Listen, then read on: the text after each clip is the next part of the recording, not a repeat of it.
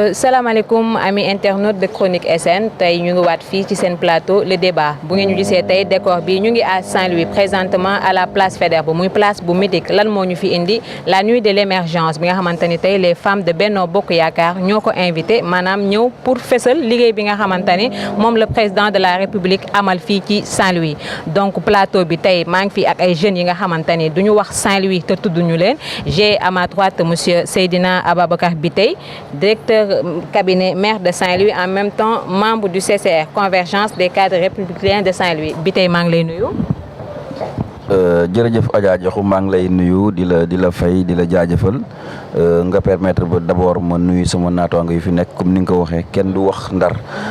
tegg leen parce que seen taxawaay seen ay jëf bër bu set am na solo si dëkk bi bu loolu weesoo nga may ma aussi ma sargal leen Chronique SN parce que li ngeen def nii am na solo ñëw tey ñuy def organiser nuit de l'émergence fësal liggéey li fi président Macky Sall def ngeen am seen jotaay bi am na solo lool ñu koy rafetlu mais aussi nuyu askan wi parce que aussi bu ñu fiy toog aussi dañ fi toog ak suñu turu kilifa Amadou Mansour Faye moom ak ay jigéenam ak les femmes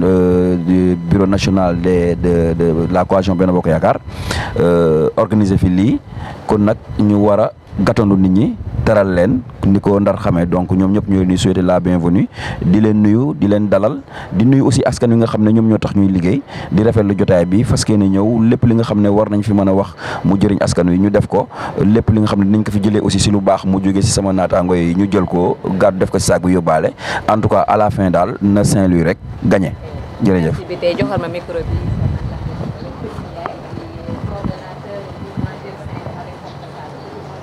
waaw salaamaaleykum Diakhou di la nuyu di la sargal di la dalal tamit ci sa dëkk di nuyu ñi nga xam ne ñoo fi teew ñëpp muy samay naataango yi fi nekk di leen nuyu ñoom itamit ku si ne ma lay sargal te di la mastaw ci liggéey bi nga xam ne moom ngay def di nuyu internetu waa Chronique SN yëpp nga xam ne ñoo ngi ñuy suivre à travers le monde entier di nuyu tamit sunu kilifa muy sunu leader Khalifa Ababacar Sall nga xam ne mi ngi fële ñu dëj ko ci bërëb goo xam ni voilà nekkul coobareem waaye di ñaan yàlla gën a leeral mbiram tamit tey jii li nga wax rek dañuy waxtaanee si li ñuy wax nuit de l'émergence parce que émergence moom dañ koy dégg rek donc ci nuit de l'émergence boobu ñu war ci waxtaan ñëw sottante si xalaat tamit ku si ne wax ci sa xalaat te yaakaar nañ tamit la ñuy wax dina doon luy jëriñ Sénégal jëriñ askan wi yëpp. monsieur Zahir Fall coordonnateur mouvement Wallu Ndar ba Zahir ñu ngi leen nuyu. donc maa ngi lay fay Diakhou di la wax dalal sa dëkk donc di rafetlu liggéey bi nga def di suivre di nuyu sama camarade Biteye Petit Ndiaye Sakho ak ñi fi nekk wax ni Saint-Louis moo ñu boole donc débat bi lépp loo xam ni day defar Saint-Louis on y est di wax ni donc à la fin du débat comme ni ko Biteye waxee que Saint-Louis mooy gagné quoi di nuyu sama mbokk langue baax yi nuyu aussi internet yi nga xam ñoo ngi suivre seen site bi. di wax ni vraiment nañu jéem a am esprit grandeur am dépassement xam ni lépp luñ fa wax dañ bëgg mu baax donc di ñaan yàlla rek débat bi am si jàmm au grand bénéfice des internautes.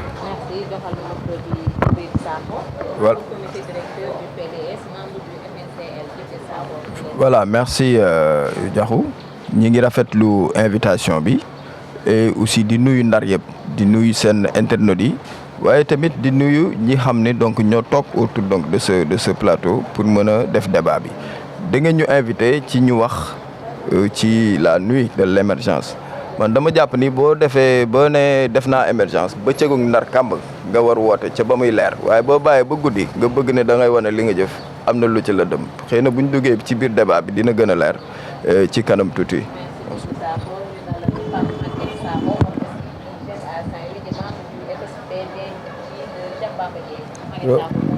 waaw maa ngi nuyu ñëpp di la nuyu yow Diakhou di ko def comme ni ko gars yi waxee rek di la dalal sa dëkk fii si Ndar waaw di nuyu sama naataangoo yi teew fi yëpp comme ni ko ñëpp waxee ñoo ngi nii si débat bi xëy na wax ji xawul am kii tuuti parce que gisuma fa man émergence ba ñu am nuit de l'émergence foofu mais on va essayer de débattre si rek comme que débat la waaw je pense que ñu bàyyi affaire bi dina gën a leer si kanam xëy na ñoom daañu ñu wax fa la ñu émerger parce que man gisuma fi émergence moo passe.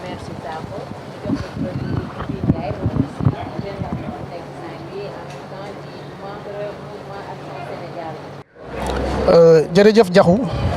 di la sant di la gërëm ci invitation bi nga xam ni moom nga nu defal di nuyu mbokk internet yu Chronique SN yëpp di leen wax ni tey jii li ñu fi dajale moo di waxtaan ci nuit de l'émergence ndax nag bëccëgu Ndar Kàmm boo fi defee li nga xam ne ñëpp mën nañ ci teg seen bët ba kenn du ko naatable bu ñu demee ba heure noppalu nga xam ne heure liggéey passé na war nañu mën a woo nit ñi wan leen lii lañu def pour Ndar wax leen ni fii lañu jëm pour Ndar te di ñaan rek waxtaan bi nekk waxtaan bi nga xam ni dina jëriñ ñëpp di sant di gërëm aussi sama naataangoo yi nga xam ne yëpp ñoom laa toogal ci plateau bi di leen wax ni incha allahu rabbi débat bi yàlla na doon njëriñ pour Ndar doon njëriñ pour Sénégal.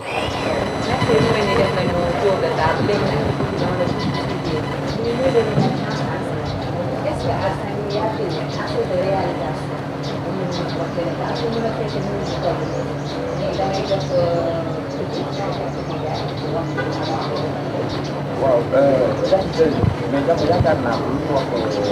daal di ko yaakaar naa dañ ko nekk léegi bëri loo xam ne tey xam nañ ni fànn na daan Macky Sall sama am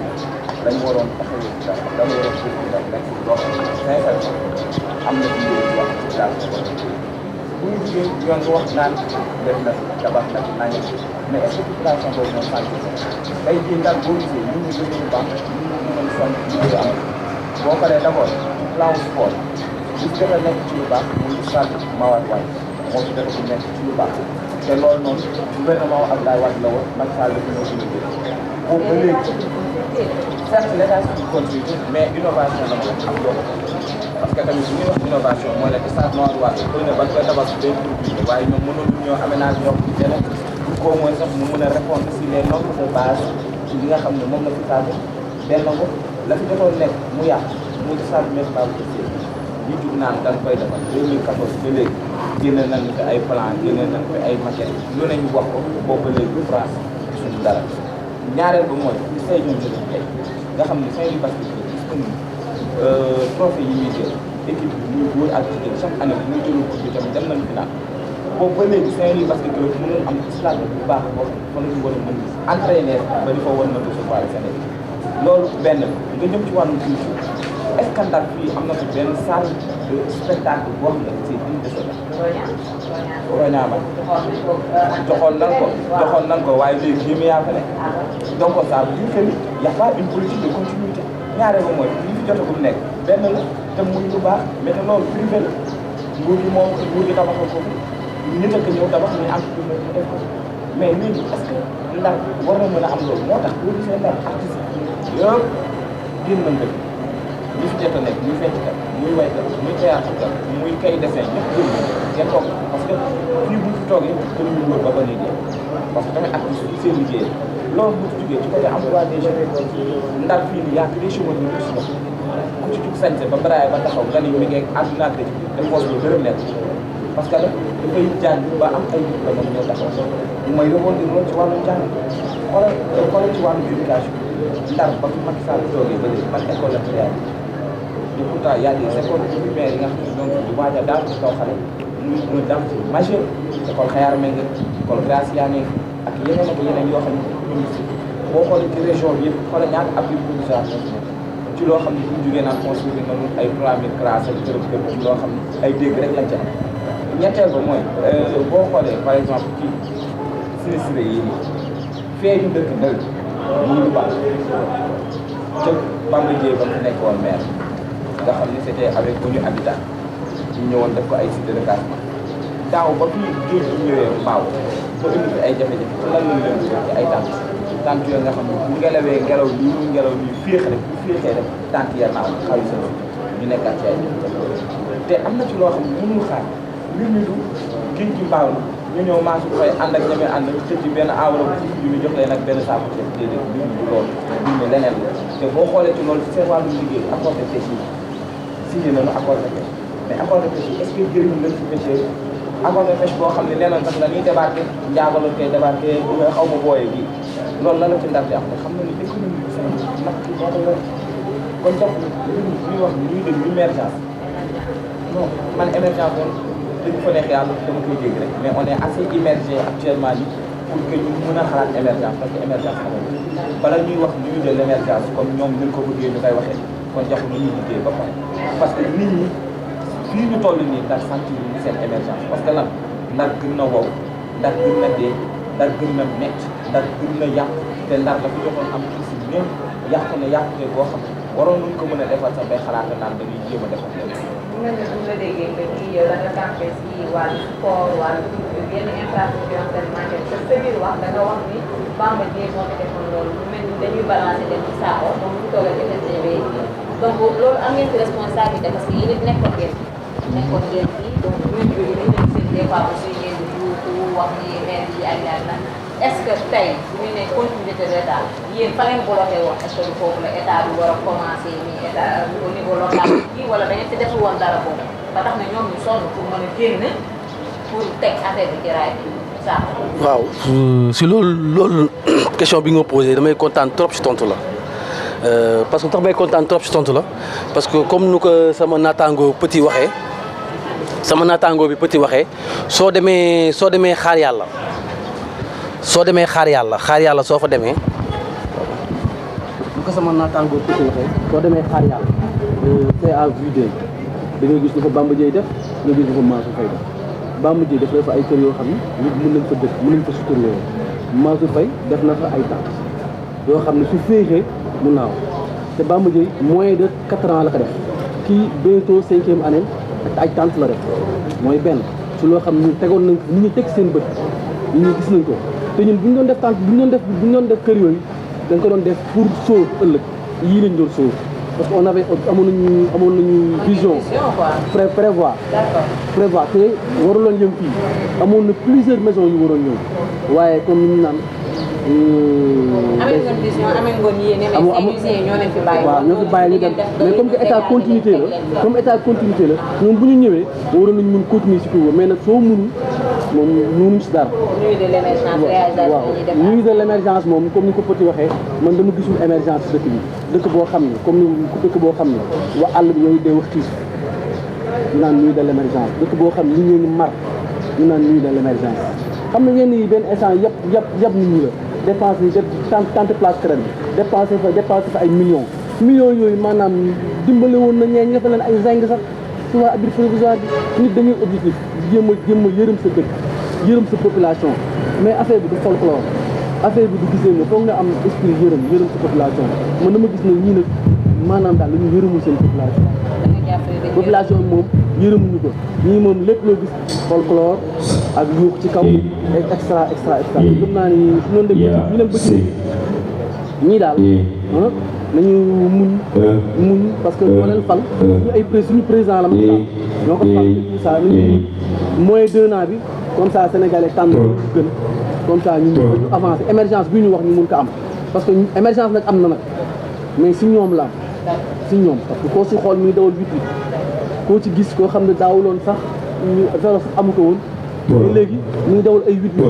ñoo xam ne ma ne ma wax benn anecdote rek Mansour Faye ministre de l'hydraulique boo xam ne dëkk amul ndox bis këram am na piscine boo xam ne chaque 2 jours mu changé ndox mi xam nga yooyu noonu dafa doy waar waaw Djibril Sakho bu PDS est-ce que gis nga ni Saint-Louis tey war nañu fekk ni nuyu de l'état est-ce que réalité teg nañ ci waaw mais xam nga mooy li ma doon wax sànq xam nga ni boo demee bay def ne damay def émergence doo bàyyi ba guddi li nga wane ne da nga réaliser bëccëg a dar kàmm ngay woote ne def naa fi nangam ak sangam nit ñi mën ci duut baaraam mais ñun tey sur la liste ñoom mën nañ la génneel énumérer la lu dul jeex ne la ni yëpp liggéey nañ ko ci réew mi mais lim yàq ci réew mi moo ëpp te la dul liggéey tey dafa doon saafaral du bëgg mu nekk saafara bu jàngoro en un mot su ma koy résumer damay wax ne c'est l'émergence de la misère au Sénégal l'émergence de la misère tey boo xoolee ci wàllu liggéey xoolal jeunesse bi xoolal chômage bi ni mu def te ñoom bi ñuy ñëw ak programme bi waxoon ne moom la ñuy doore ko yokku yoonu yokkute andi si beneen programme bu ñu indi national indi beneen troisième programme seen lambatu bi dajaguloon ñu indi donc li ñuy wax ni plan Sénégal émergent mais finalement on peut se résoudre à dire tout simplement que c'est l'émergence de la misère et boo ko xoolee ci wàllu dëkk bii ñu nekk muy Ndar ñu doore que sur la langue de Barbarie d'abord bi nga xam ni accord de pêche yi ñu amoon ñu waroon ko signer ak la Mauritanie ñu dem ba accord de pêche yooyu mu nekk échec président bi yónnee demal boppam teewul Mauritanie nanguwul a signer ak Sénégal des accords de pêche mu jur ay junni doomu langue de Barbarie ay doomu Ndar yu ñu bet jëlee foofu indi leen fii nii à Saint-Louis rapatrier leen jël seen matériel yi woon seen gaal seen matériel de pêche ak lépp confisqué te muy perte énorme boo xam ni ba tey jii mënuñu ko réduire pour mën a pallier si loolu nguur gi daal di def jël presque 2 milliards distribué ko en terme de moteur hors bord ak yeneen pour ne naa ci jéem a indi la waaye nit nga jox ko moteur te mënu la dem géej nappi kooku moteur yi fan lay mujjee waaye gis nga moteur yooyu fa mu mujjee ñu ci bari tribunal lañ ci demante mu tas kër yi et ñenn ñi aussi jaay mbir ya parce que nanu ko doon joxe moo demul noonu am na sax enquête bu fi amoon ba génnoon temps yële bu wane woon ni am na ñoo xam ni bokkewuñu dara ak mool te amoon nañ ci moteur bi ñu doon ay ministère nekk ci yeneen métier nekkuñu woon ci métier mool ñu jëloon mbir ya teg ci seen loxo boo indee nga ñëw ci booru géej gi ñu jëlati géej gi ni mu song kër yi di ko damm mu am réaction bu yéex bu am et projet yoo xam ni doon na trouver écho au niveau de la Banque mondiale depuis des années ñu nekkoon ci di si daw yàlla tombeel ci nguuru Macky Sall projet boobu commencé woon war a feeñ ñu gis ne la ñu ci doon liggéey tey dégg ba dafa mel na éponge bu géej gi doon duggatu génn dig boo xam ni ñu ngi ko def mu nekk en pierre de roche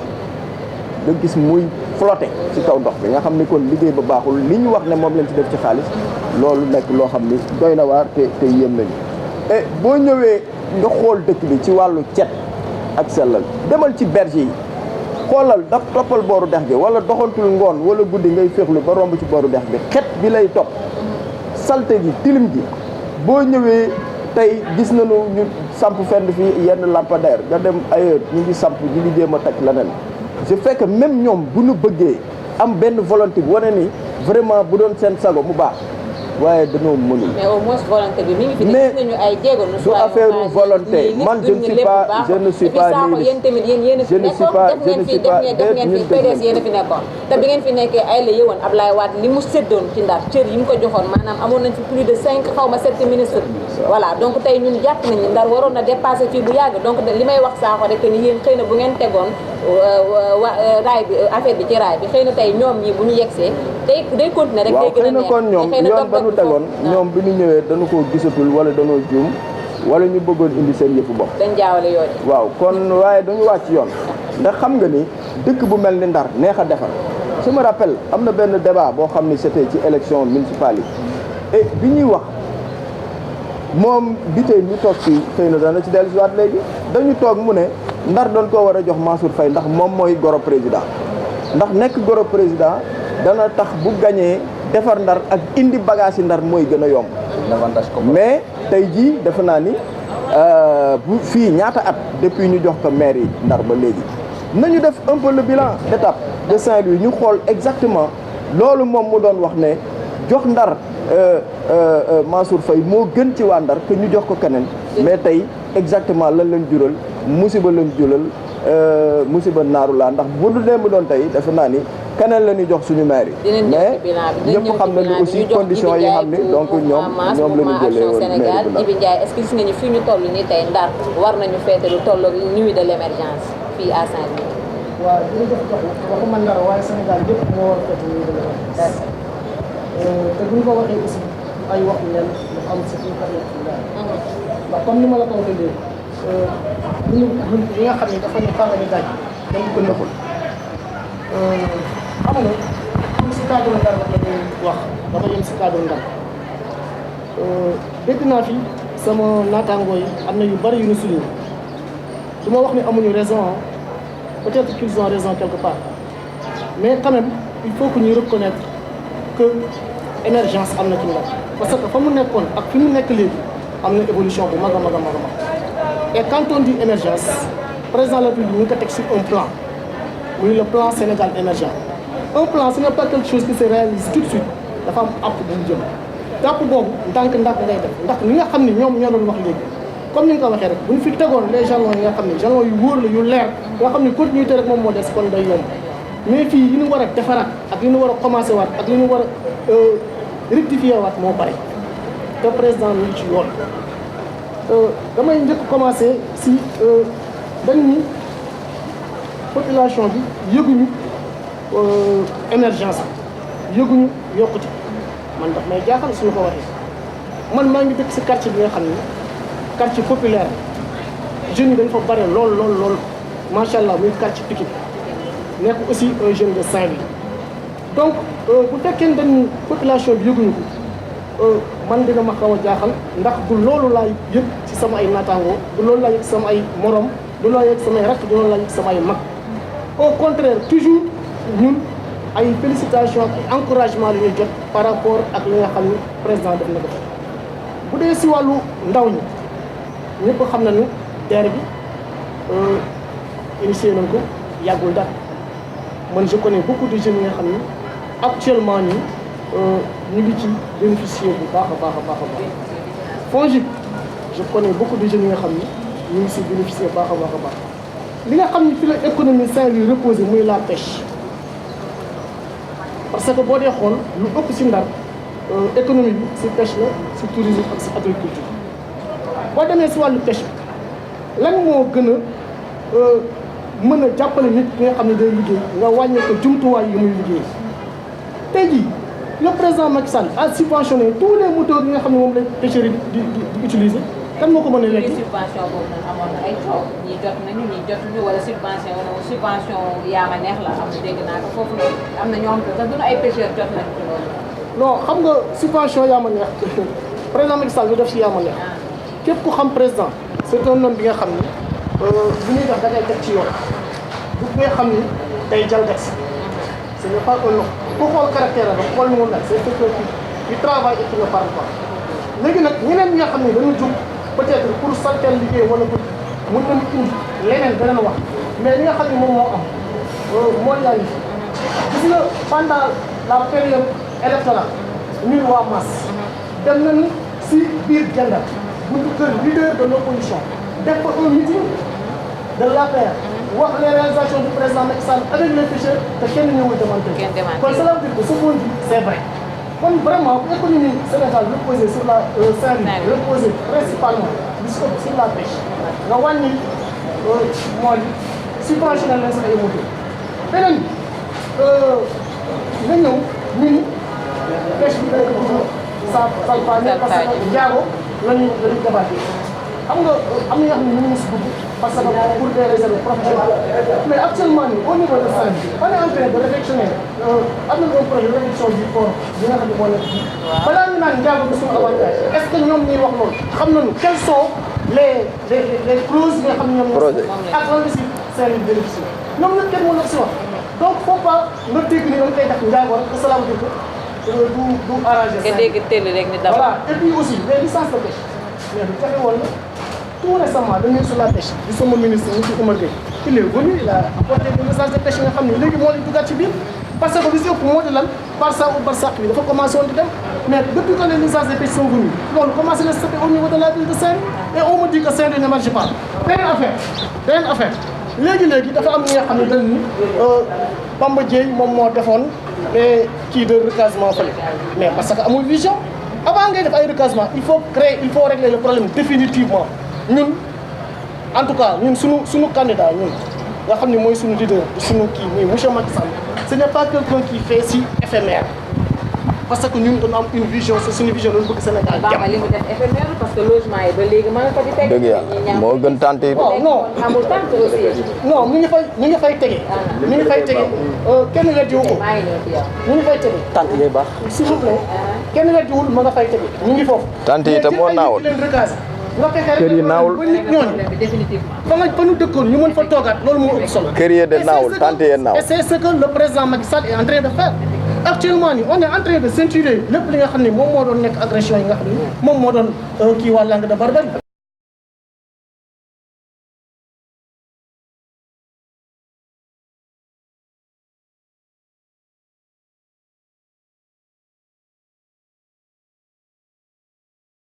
Je pense que c'est mieux que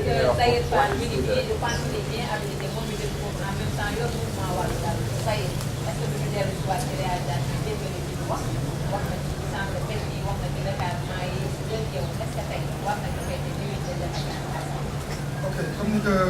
kii bi waxee xam parce que dafa am lu bëri dañoo woon quoi c'est une démarche choisie wax naa la démb léegi la saa ji war nañu ko leneen seulement war nañu monsieur yi sont chômés léegi mu njëkk ñëpp jàngoon nañu nga 600 francs waaw moment jàpp yokku na waaw kilo mu njëkk peut-être xam kilo mu njëkk 3500 au moment où instant bii hôpital ñu naan taux de mortalité est élevé voilà ne au moment où social parce que bénéfice social chaque année yokku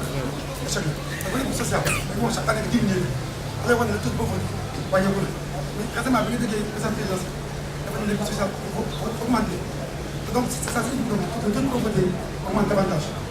tu vois boo nee CIMI aussi hôpital la nekk CIMI man dama ñëw fekk c'est juste fu teel li ngay ñëw dina xale 0 à 5 ans ñoo fay ñoo damay faj ñoo fay dañ ko delloo parce que bénéfice social dañ ko def sans pour autant jàng fekk xam nga booy booy dañ koy étudier parce que mën ma ko defar nga def 7 ans monsieur balaa nga def beneen politique il faut dem nga évaluer politique fi nekk exemple baaxul nga def CIMI def social toutes ces politiques là des politiques bu baax la man ñu nekk si hôpital di dégâts sociaux yi nga xam ne 100% nga dañoo am problème. Non, c'est ce qui est valable, ce qui est valable, non, jaxu ba ñu nekk secteur santé ce qui est valable c'est valable partout au Sénégal. Récemment boo gisee ci secteur santé bi day koy récurrence parce que lépp li ñu waxante woon ak nit ñi loo xam ne lépp dañuy daal signé ma ñu la war a respecté donc day indi démotivation boo gisee nit ñi léegi sa waxatu liggéey sa waxatu amul engagement liggéey day gis maanaam am diplôme ba sonn amul liggéey donc après boo xam ne il est parachuté wala politique donc dafay démotiver day diplômé dafay favoriser la médiocrité par rapport ak langue barbare ma lay wax sama wàcc gis nga les méthodes de pêche là ça a été vraiment parti ça a même techniquement pour président tu vois créé fi benn programme boo xam ne kenn ak ay famille tas nañ je pense que loolu xam nga sinon def naa balaa ngay may nit ki jën chaque jour baaxul nga ndam mais boo ko amee moteur de pêche dafa mën a napp mais loolu c'est un paradoxe te quai de pêche bi ñu yóbbu Ndiago mais loolu dafay rey gànnaar man mii dama naa wàcc hôpital am sama téeméer dem jàmmale yóbbu sama kër tu vois saako même chose ba demee ba léegi ñu naan Ndar dañuy tuur jën et chaque année ñu gis télévision yi ñu jàpp jën tuuxi serki te loolu vraiment image boobu day yàq Ndar parce que ministre de la pêche moo gee boobu li mu waxoon def li mu waxoon njëkk def d'abord mooy créer usine frigorifique bu jën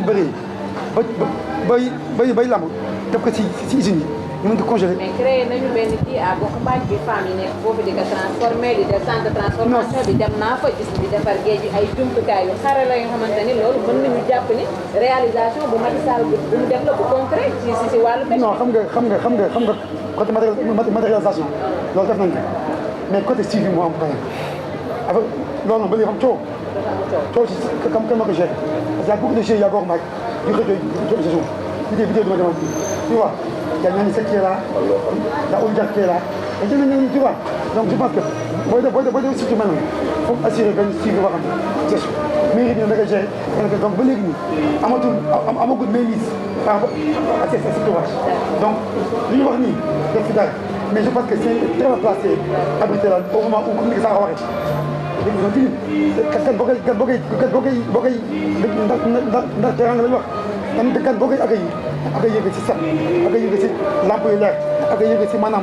tu vois mais lamp yi leer mënu ma ko nañu semaine bii nii mairie bi génn nga ni équipe bi defar marché bi bale nettoyer parce que pour teral gan je vous dis xam man en fait man on dit que man dama je suis opposant dama je suis pas opposant damay wax ce qui est concret ce qui est nga xam ne c'est inconcevable tu vois place bi jaxu Fatou Ndiaye est là pendant une semaine nan la meloon avant-hier nu meloon mais ñu ngi fii ñax yi nekkoon fii suivage toof yi nekk fii tu vois xaj yi mais démb rek nga songu mais avant-hier fii amoo lamp on a tous vu démb ku ñëw fii ku taxaw fee da ngay seen fii te loolu souvent c'est pas respectueux mais fi ma ko di ñëw goxu mbaaj mais une semaine avant goxu mbaaj salte woon non c'est que en fait man dama bëgg respecter askan wi quoi ça fait mal au cœur bi Macky Sall di ñëw récemment mais on fait tali bi dafa yàqu woon ñu def ay taf tu vois xam nga man je suis pour cette chose continuer et constante mais bëgguma ay tu vois ay choses spontanées yoo xam ne ngay def kii dem nga bàyyi woon te je vous dis d'ici un mois boo ñëwaat ba feebu te doo ko xamee. léegi li ma doon waxee léegi maanaam ñu wax si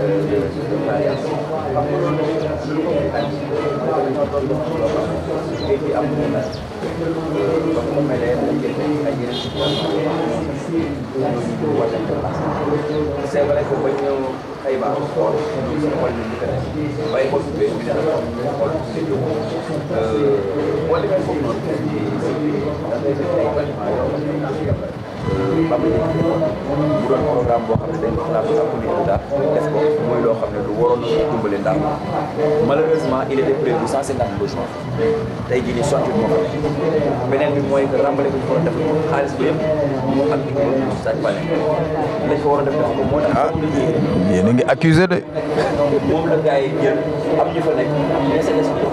li ngay wax garaaw na de. tant que dañu loo xam ne dafa garaaw lool bu tàngee day métti bu seddee day métti bu tawee day xam waaye xam nga lu tax loolu ma sama si dafa am benn dynamique ba problème bi amee on s'est dit que lii du lu ñuy waxtaanee du lu ñuy ñëwee di régler si ay question de ay logements yu ndaw monsieur le maire jóg jël tànkam def le plaidoyer par rapport à l'état du Sénégal en tant que ministre état du Sénégal que balaa dara bu fekkee ne par exemple géej gi day ñëw war nañu mën a am lu ñu tënk ñun ak suñu ay maigre moyens parce que c'est du problème boo xam ne commune mën na ko régler état sax dafay métti si moom mais mu ñëw génne 4 milliards dañ defar benn dig moom la dig bi ñuy wax ba bañ ko defee population yi ñoo taxaw say faar ba population bi di wax day kontaan nañ si dig bi te am na lu mu fa def am na fa njëriñ ñoo taxaw di ko wax yàlla def am benn pool bu ñëw bu gën a garaaw am lu mu si yàq lu bare ñu koy gis ñu xam ne yàq nañ si lu bare les experts sont venus le voir ça n'a pas empêché que ñoom ba ñuy yàq ñoom ñu ngi liggéey ngay liggéey benn ouvrage mu tooy xepp pool bu toll noonu fi musul am ñëw am lu mu si yàq di nga wax ne yàq na dañ koy gis parce que ñun gis nañ ne yàq mais soo bàyyee si ginnaaw ay mètres si ginnaaw wala ay si dizaine de mètres si ginnaaw la fa dëgër waxuloo ko dafa am lu mu ñëw moo tax jamono jii nii ñooñu continuer seen travail mais xam nga lu am solo bu loolu weesoo c'est-à-dire que monsieur le maire moom xam ne lii nii moom président Macky Sall ñu jël seen ay plaidoyer yu ko au niveau international loolu fi waroon la visite du président Macron mais le président Macron xam nga dañu président France mu organisé woon benn sommet boo xam ne am na ñu mu daje en 2015 moo taxoon dafa rafetoon moom mu ñëw fi mais li am solo c'est la banque mondiale ñu andi président banque mondiale 2017 programme boo xam ne ñu def programme Waka Saint-Louis muy premier bénéficiaire programme bi lan lay doon c'est-à-dire que non seulement dafa am benn aspect boo xam ne benn volet boo xam ne c'est pour des structures yoo xam ne pour protéger Ndar la loolu beneen bi c'est pour population bi en tant que ñi nga xam ne yóbbu nañ leen foofu noonu ñu mun leen dimbali donc li nga xam ne c'est pour protéger ñoom ñoo ko wax ñoo ne xëy na lii dëgër loolu war nañu li fi war a def dafa war a dëgër dafa war a durable nan nga mën a jëlee ne yow di nga mën a protéger Ndar banque mondiale ñu war si dugal xaalisam mu nekk loo xam ne da nga koy sañ-fañee bu gaaw du noonu dafa am fu muy jaar ay projets yu ñuy identifié ay projets ñuy teg mu dem si appel d'offre international gars yi ñëw liggéey ko te ñu ñuy liggéey bu yeboo ëllëg si biir pour di population bi ne yéex na waaye su paree dinañ xam ne baax na c'est ça qui est important beneen bi ñu ne lan ñu ne noonu ñii stand yi waruñu fi nekk waaye ñii stand yi comme que les 60 logements yi ñu fi fekkoon ba mu jël banque te ñu nangul ko yooyu noonu mun leen jël te école yi ñu ngi jàng ñu ne il faut que ñu am fu ñu dugal amul fenn fu ñu leen mën defar lu dul loolu ñun boo jëlee tànk bañ koy def c'est pas la commune c'est l'état à travers la gouvernance à travers la préfecture yóbbu leen foofu ñun xam nañ xel ne tànk lu muy andi ab luy problème tànk mais pourquoi tànk boobu noonu c'est parce que c'est momentané mu am projet boo xam ne da nga koy defar ñu identifier ak suñu commune sœur muy commune de Gandon un espace boo xam ne mu ngi côté Sànnaar foofu noonu ñu war fa tabax ay plus de ay 200 ay 300 logements yoo xam ne dañ ko fay tabax loolu boo koy tabax xam nañ ne booy tabax Banque mondiale projet la il faut appel d'offre il faut loolu yëpp du tey ku yaakaar ne tey suba ginnaaw suba di nga am ay 200 logements yu pare yaa ngi ndax sa bopp il faut que ñu wax un langage de vérité mooy que loolu ñu fay andi du luy pare si benn at si lii di au minimum ñaari at day am ñu ne léegi nag ñii nekk stand yi dañ leen bàyyi noonu ñu mel lu tax Banque mondiale nañu non dina am benn programme boo xam ne mooy nekk programme tampon ay mobile home c'est-à-dire que ay kër yoo xam ne démontable la ñu ne dañ koy installé si ancienne piste aéroport ñu yóbbu leen ba nawet bi commencé ak ñu am problème ndox dugg foofu ngelaw ñëw yàq ko si lañu réfléchir ñu ne non il faut kat ñu trouver une solution d'urgence mais solution d'urgence yooyu yëpp ak nu mënti demee dañu loo xam ne fii lu nekk si ginnaaw mooy ëllëg si biir ku nga xam ne géej gi laal na la dans périmètre 20 mètres bi nga xam ne dañ koy dégager dans 2 ans nga am sa kër il faut que mu importe mu leer léegi nag pour neex mën nga wax parce que ñaawteef baan fa ñu koy gis ba bu set waaye si ginnaaw ñaawteef boobu noonu dafa am mooy que dina am ku si nekk sa famille di nga am kër buñ lay tabaxal jox la clé ne la dugg fa te loolu noonu si lañ jëm jamono jëm lu neex waaye wax ay projet soo mayee soo paree si loolu noonu à l'état de projet toujours si nga dafa am loo xam ne vision bu ñu am mooy la mooy que c'est la protection de Saint-Louis il faut que ñu protéger wax naa ko léegi mais aussi kenn dañ ko yàgg fa ñii ñu fóol waaye ba tey maire jaar na fi PDS état ñëw nañ fi luñ def kenn leen ñun def nañ le projet actif mu ngi nii aujourd'hui le projet actif mooy projet boo xam ne bañ koy xalaat ci nguuru Bamba Dièye lañ xalaat mais lu tax am ñoom ñoo ko xalaat ñoo ko def ak ay agent mairie mais demul dafa amoon ay blocage mais yéen a ko bloqué woon rek nga am foo war a jaar yéen la rek ne ko si nguur su amee foo war a jaar c'est-à-dire que fii projet assainissement commune du compétence commune assainissement du compétence commune dafa am foo war a jaar ak noo war a def nga war am benn xaalis boo xam ne par exemple xam nga projet bi nga am solo dafa am financement bi moo bari commune am na si wàll état am na si wàll partenaire extérieur yi am na si wàll ay agence boo garoon ñoo ñëw yëpp am na si wàll mais blocage yooyu noonu quand on est venu nous on a débloqué lépp waaw yéen a la woon loolu moo mënul nekk c'est que loolu moo mënul nekk c'est-à-dire que loolu moo mënul nekk yi nga xam nga damay toog ak DG Aliou moo nekk ordonnance moom projet ba ñuy dem projet bi ñëw bañ koy def ñu dem di ko waxtaan Aliou Diop ñu si projet Aliou Diop ba mu ñëwee dafa am loo xam ne état moo ko moom aujourd'hui Diamina par exemple ci plan cadre Diamina amuñ assainissement et c'est un grand problème lu xamul nag am na fu mu war a jaar am na ay situation yu ñu war a def pour que ñu mën ko am c'est-à-dire que ONAS nga nekk état nga wañ nga nekk commune nga bañ nekk leneen am na ay normes yoo xam ne boo fa jaarul du ñëw di jël en tant que assainisseur xamul tax parce que su paree su ko deful moom mooy moomal affaire parce que commune du ñëw ne ko ñu ne ko yaa responsable assainissement ONAS moo ko yor donc am na ay matuwaay yoo xam ne boo ko jëlul du ko def ba mu ñëwee xaalis bi nga xam ne état bi ak leneen waroon na ay blocage Mansour Faye laa débloqué ñu démarré ko loolu mooy première chose mais aujourd'hui xoolal la reprise de base c'est-à-dire que le tourisme est une activité phare balaa ma ñëw si tourisme c'est une activité phare de la commune de Saint-Louis léegi boo ñëwaat doo am foo jaar dama nga xool lu de base nañ ko def les camions fii dootu dama xool plateforme bi ñu leen di defar instant bi dama bi de base nga xool dafa agité def li nga xam ne société def ko ba li nga xam ne ça c'est passé par l'état non lañ fa def jamono ji ak mën na la continuer demal goxu mbaaj aujourd'hui au moins Promoville am na fa benn yoon bu fay defar mooy par rapport à Promoville yoon boo xam ne buñ ko defaree assainissement éclairage lépp waxuma nag centre de transformation de produits halieutiques dafay may ma ñëw si licence de pêche ñuy wax amoon nañ fi problème ak moom mu métti loolu suñu ay pêche yoo xam ne ñu waroon dem si ay négociations ba aujourd'hui ñu ne joxe nañ ay licence de pêche donc d' accord naa ne am na ay jamono yoo xam ne métti woon na loolu ñu ne joxe nañ ay licence de pêche mais joxe nañ ko département Ndiago am na lu si gars yi comprendre c'est-à-dire que le pêcheur de Guet-Ndar moom day am gaal su ko neexee mu toog di yeewoo gërëm dem napp ji ñëw débarquer fii jaay su ko neexee mu ne man damay dem Mauritanie dem seen géej parce que ñoom moom seen géej napp seen géej ñoom boo nappee seen géej da ngay ñëw ñu saytu la nga napp ñu fay la nga dem ñooñu nag ñu ne ku ñëw suñu géej napp boo nappee ba pare da ngay ñëw suñu dëkk ñu xool lan la état Sénégal ne leen xëy na mun nañ d'accord ngeen xool lan la waaye nam koy jaayee kam koy jaay seen yoon nekk si ñu d'accord si loolu donc loolu c'est très important le pêcheur de Guet-Ndar bu yeewoo Guet-Ndar dem si eau territoriale Sénégal napp fa fii lay ñëw débarquer le pêcheur de Guet-Ndar bu dem koy ji Mauritanie napp fa dafay débarquer Mauritanie pour Mauritanie xool wax dëgg fa yàlla nag état nag dana am loo xam ne yaa ko moom loolu mooy problème mu débarquement te bañ koy wax aussi Mansour Faye moom mu xam ñaawte fi lan la daf ne d'accord aussi moo tax ñu ne léegi dañ leen di may benn période test boo xam ne 1 an la mais ce qui est sûr et certain yow am nga droit yow si réew ku ñëw dugg sa géej napp fa nga ne bëgg naa xam li nga napp lan la ñun nag matuwaay bi jël président Macky Sall ak Sénégal mooy leen lépp lu fa gars yi andi peese leen ngeen xam lan la waaye nam koy jaayee comme ngay jaay seen ñoom nekk si gars yi d'accord si loolu noonu loolu noonu ban am li c'est-à-dire que l'activité de pêche va redémarrer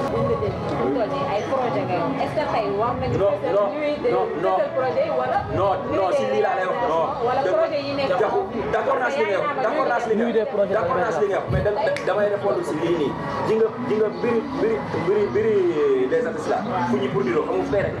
c'est en cours la maison de l'île il y a une salle de spectacle de plus de 500 places boo xam ne non kooku salle de production la.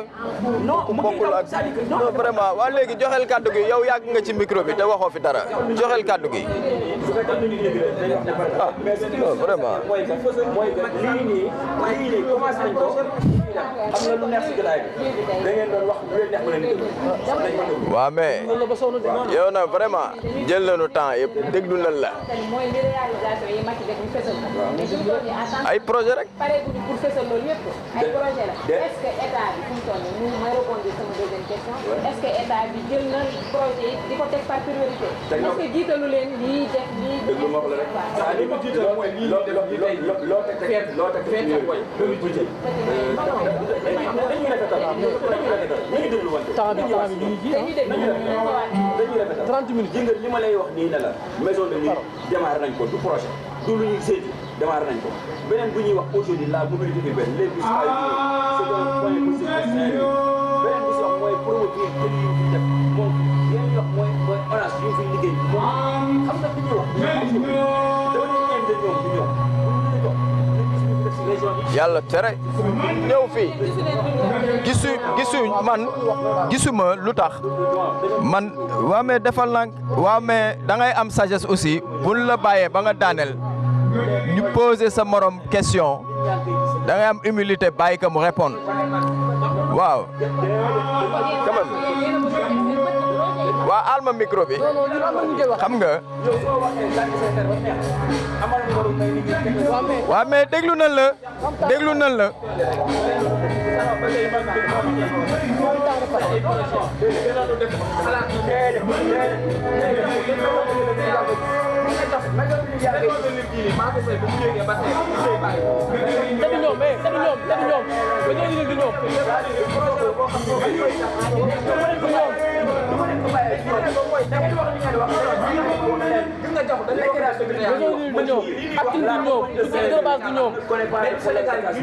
am na ay poches yoo xam ne suñu waxee si taxawalaay am na ay poches yoo xam ne am nañ sama lañ état public te ñoom sax mais ku wax Ndar jamono jii ni muy leeree wu ko woon. mooy lamp yi ay kon indi mais nag soo amee yooyu mu ngi sa jox ay kon andi fi lamp jox ay kon c'est des 100 lampadaires non 100 lampadaires beneen bi fii nii wax Gama Jassari gii la Sénégal moo am 15 mais développé ba kañ. émission une heure temps mu wax 45 minutes. émission une heure temps mu wax 45 minutes. 45 minutes di ko wax émission minute. émission une heure de temps. te man bi ma liggéey bi wax ban Jibi Ndiaye bi man dama foog beneen Sénégal lan nekk. non dama wax dafa maa coupé dama koy coupé ban projet la may wax. bu dee maison bi commencé ban projet la may wax. ba tey ay projet soo nekk sax maître Babacar Seye c'est-à-dire que Issa maître Babacar Seye lan loo xamante ne waxuma projet lan la état bi réalisé loo xamante ne teg nañ ko ba inauguré ko ba concret ana centre de transformation pour ana acting bu Gendar ana route de Rebeuss ana les routes de ay suñu Bamba Dieye ñëwuloon avant. suñu Bamba Dieye ñëwuloon avant. non suñu Bamba Dieye ñëwuloon avant. ay suñu Bamba Dieye nekkuloon. ba yéen doo leen liggéey. jaxuma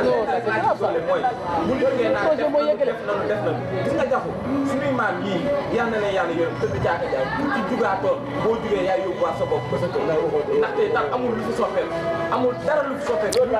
waaw man jox ma tey yow mii suba da ngay def hydrobase booy def hydrobase gis nga fi ngay jaar nga jox suñu akulaay taala c'est-à-dire que jàpp ci les réalisations sont là man damay dellu si wax ne doyoo ma d'accord ci bi Ndiaye mi wax mu ne doyoo ma d'accord waaye li ko fale moo ngi fi ba 2018 am na soo kaa di xalaat terre même la santé waaw mais bi tey bàyyi ñeneen àggale sànq li yaa ngi wax passez-nous les micros tey ñoo ngi déglu ma ngay wax mais dañuy wax ni ay projet la dañu on n'est pas là pour passer de projet yu léegi chronomètre saison yi santé bu Boxumba bu soor ak bu Diamaguène projet la mat na les moyens techniques yi nga xam ne moo demee le plateau technique bañ koy réceptionné kii mun ko c'est-à-dire que moom bu nekkee hôpital il faut mu xam ne wax nañu ne moom sa documentation la rek nekkul ak nit si biir ak documentation la nekk mais wax dëgg mooy moom documentation mais le plateau technique à l'hôpital régional de Saint-Louis a été relevé même si on comprend que des na et Saint-Louis sax dafa man dama d'accord si ñu naan soxla nañ sax beneen hôpital d'accord nañ ko parce que population bi ñëw c'est pas seulement Saint-Louis dafa am fu ñu jógee si région loolu d'accord naa mais les réalisations ak progrès yi nga xam ne am na fii ñi nga xam ne Mansour Faye maire ñi nga xam ne Marème Faye ñi nga xam ne c'est l'État ñu ñëw fii def ko moom gis na ko moom xam na ko naka wax ak yeneen aujourd'hui hôpital Ousmane Ngom salle de santé la am na doole na ko nit ñi daan demee dañ ko ceinturé ak tëli yu bees teg accessibilité bi yomb foofu aussi ñu dem def ay. mais yow mën nga nu may quand même ñun ñu wax ci affaire yi bu dee sa émission la yow kase mais qu'on nous dise. léegi ñu conférence. voilà waaw léegi joxeel micro bi voilà. nit ñi mën a ngeen bi tey li mu wax listé na mais man ci li ma jàpp que ni projet yi nekk en cours ñoo ëpp boog yi nga xamante ne yaay ñu mën leen ko nangul nag mais est-ce que sama question mooy que est-ce que à 6 ans bi Macky Sall toogee def na si est-ce que war nañu toll ñun à Saint-Louis fu ñu naan def nañu lii des na ba pare ñu war a fête nuit de l'émergence parce que ça merci xam nga bu ñu toogee fii di débat bi de yàlla dafa dogal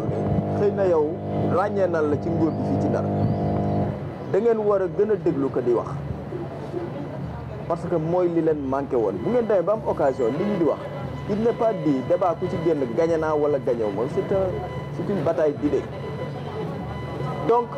bu nit ñi taxawee ne lii doxul te mënu leen ko weddi da ngeen di indi ay solution yoo xam ni kat xel nit ñi dinañ dal parce que lii dafa am ñu koy déglu projet boo xam ne ministre bi mbëbët na ko pour ñu def fii projet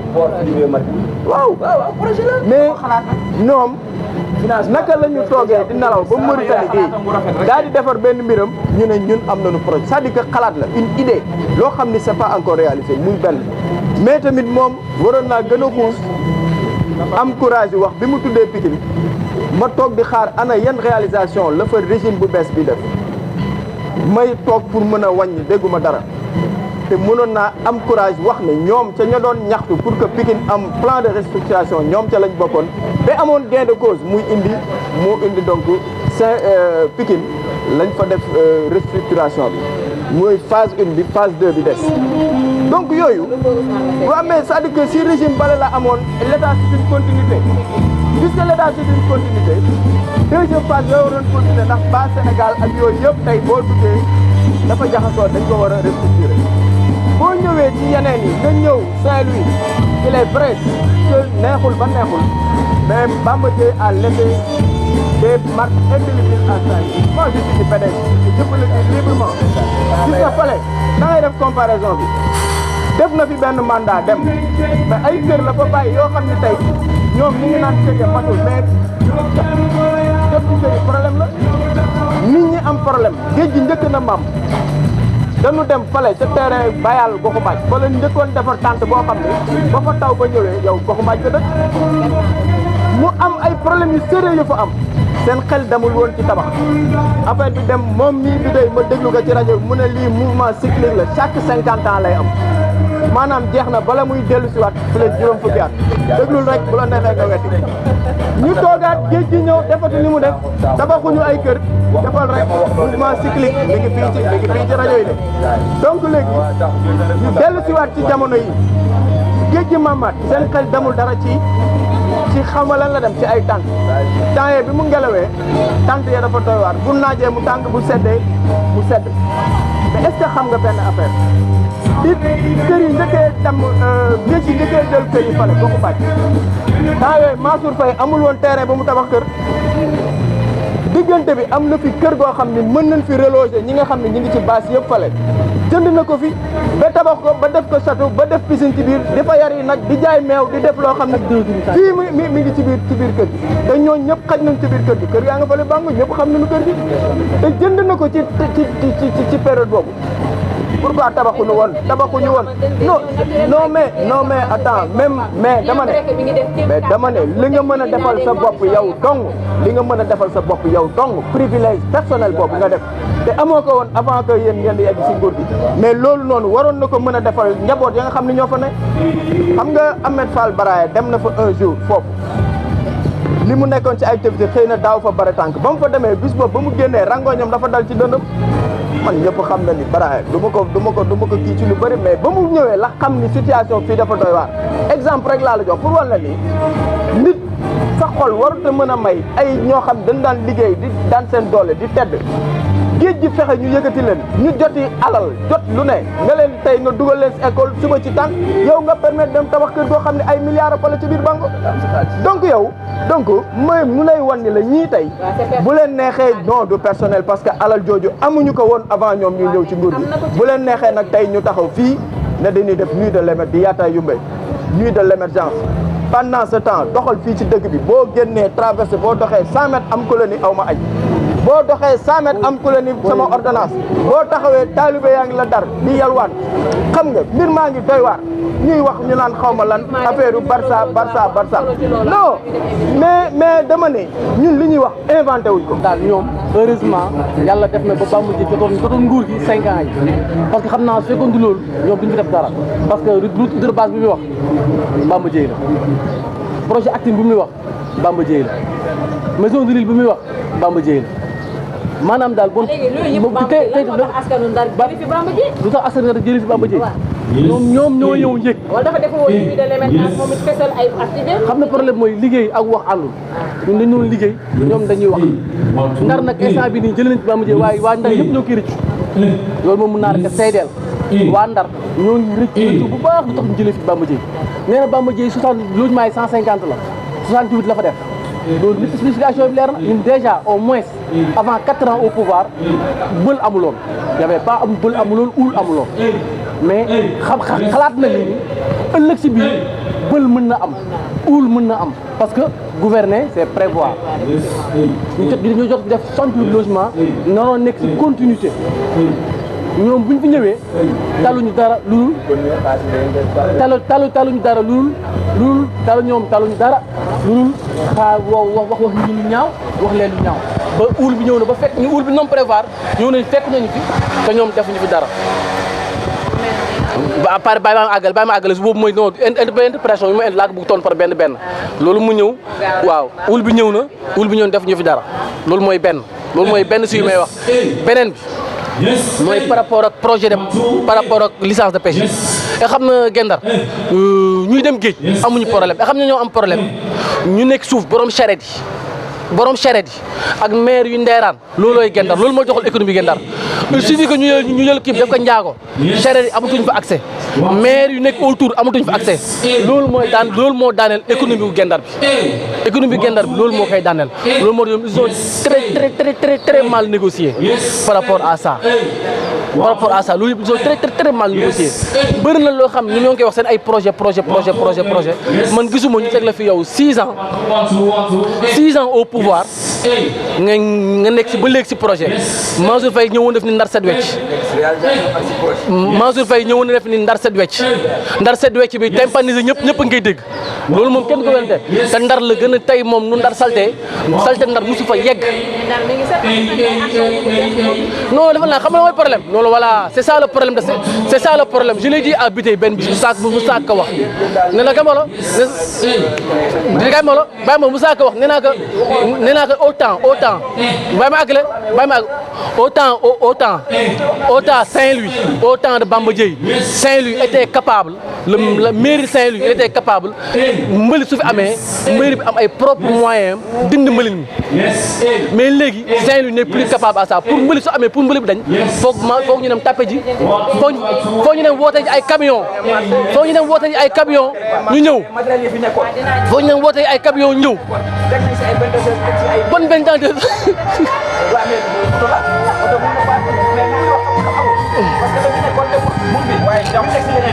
lu fi nekkoon dafa am lu koy entretenir mënu leen.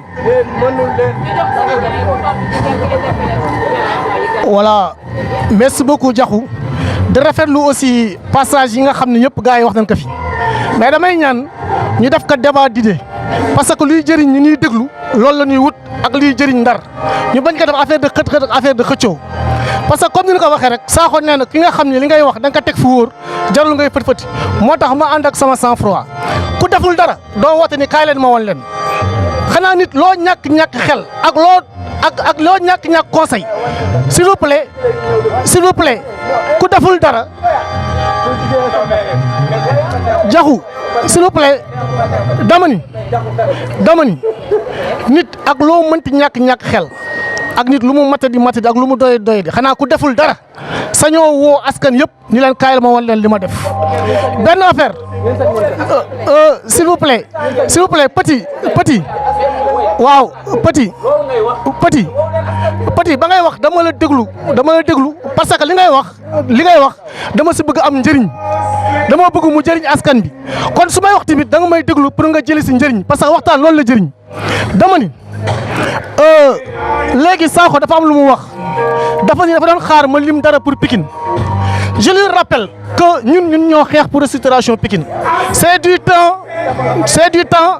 de Maître Abdoulaye Wade, celui qui nous avait reçu en audience. C'est le premier ministre de l'époque, qui est M. Macky Sall, qui a débloqué le projet. Ouais, s'il vous plaît, c'est le premier ministre Macky Sall qui nous a reçu en audience, qui a débloqué le projet. Avant d'être premier ministre, en tant que ministre de l'hydraulique, c'est M. Mansour Faye, parce que lui aussi il fait tellement de bonnes actions que le président que je vais le confondre. Donc s'il vous plaît, je parle de Saint-Louis. Damani, en tant que ministre de l'hydraulique, je parle du président Macky Sall. Moi, j'ai inauguré le barrage avec écluse pour Pikine Amon pour débloquer Pikine. En tant que premier ministre, moi, j'ai débloqué le projet de la situation. Moi,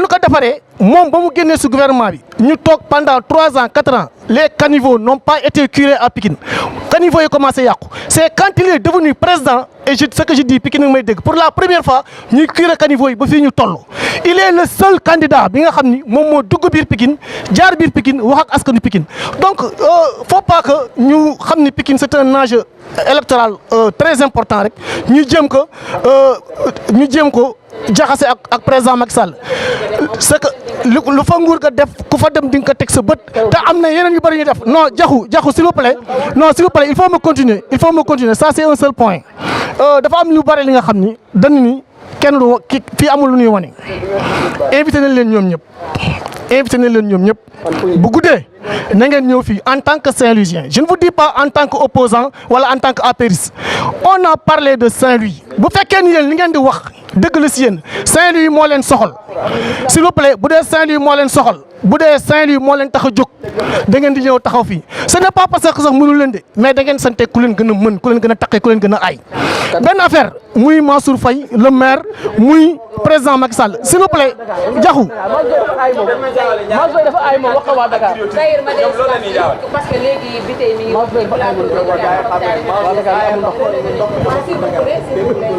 loolu la ngeen di tontu bi tey bien vrai que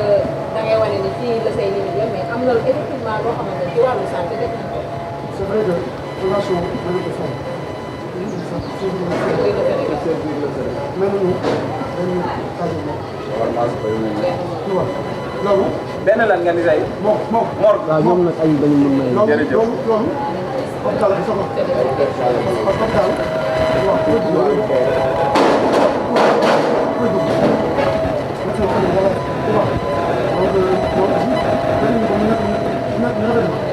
waaw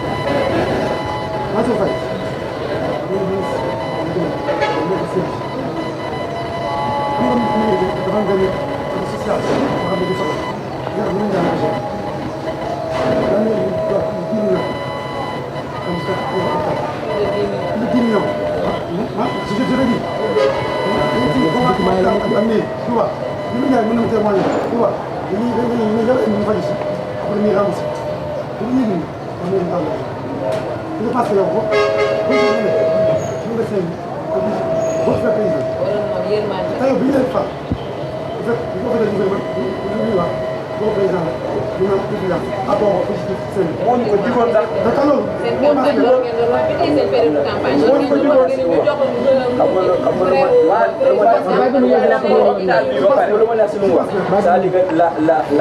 mairie est essentiellement sociale. su fekkee mairie nag dem na bay permettre ay population yi ñuy faju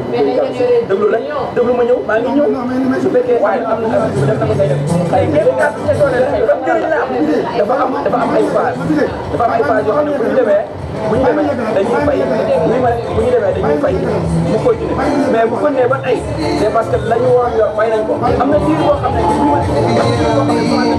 fayaguñ ko batul 2 mois ba 3 mois c'est-à-dire que amul am ba des mooy que commencé na am na ñu ngi koy def non non il faut que ça soit clair non amee ngeen ko da ngeen fay waaw da ngay yow par étape la da ngay fay foofu la amee ngeen ko fay na ko jam supposons c'est pas pour c'est parce que yow da ngay ñëw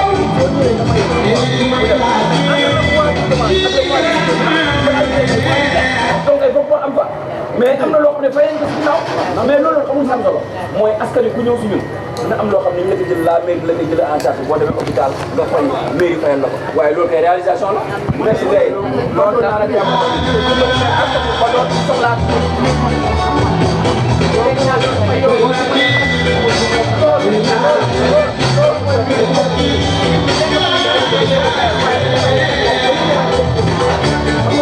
dama ñëw si Pikine aujourd'hui Pikine il un temps où pour nga am fa ndox bu njëkk ba la kam problème la ma fa andi xoolal sa doo bu ñu defoon ça règle le problème de Pikine mu ñuy wax ndox boo demee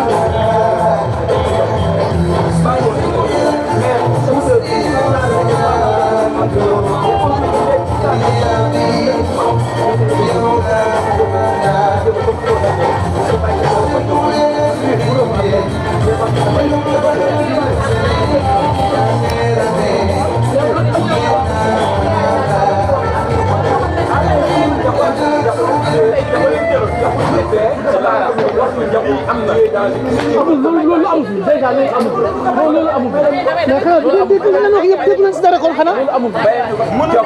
tu es dans une structure de communication chronique SN c'est-à-dire que yow wóor na ni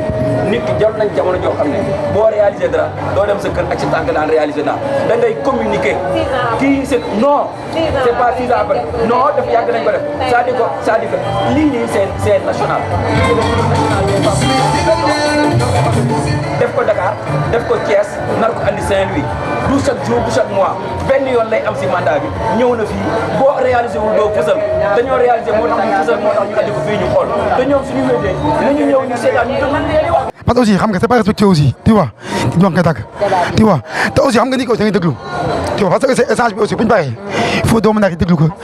et puis la net le instant bi on est dans un monde tu vois ñi internet bi ñëpp koy partage tu vois donc nañu def image parce que nous sommes des jeunes leaders ah ëllëg dans 50 10 ans bi tey ngay wax bëti ngay wax saa nga tu vois il faut ñu jox image boo xam ni day rafet nit ñaa ngi toog di yuux di xool parce que ñooñu xulawuñu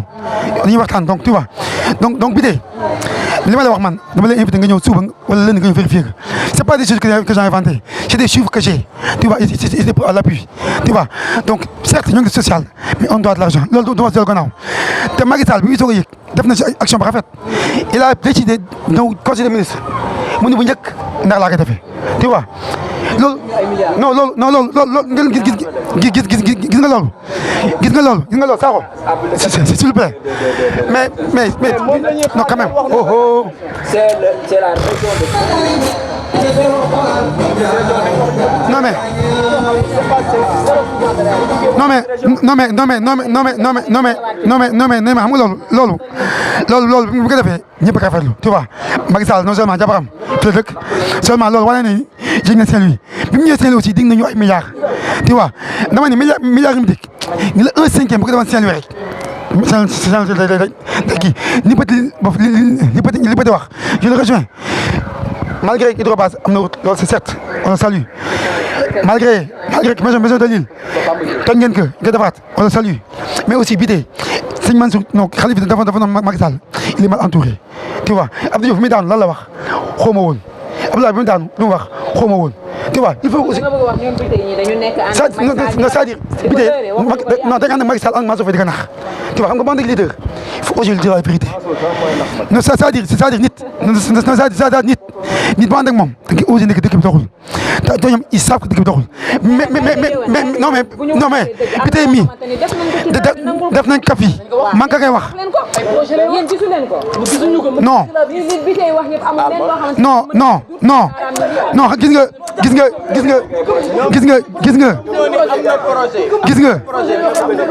gis nga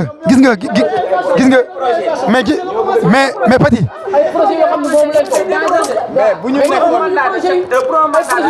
mais gars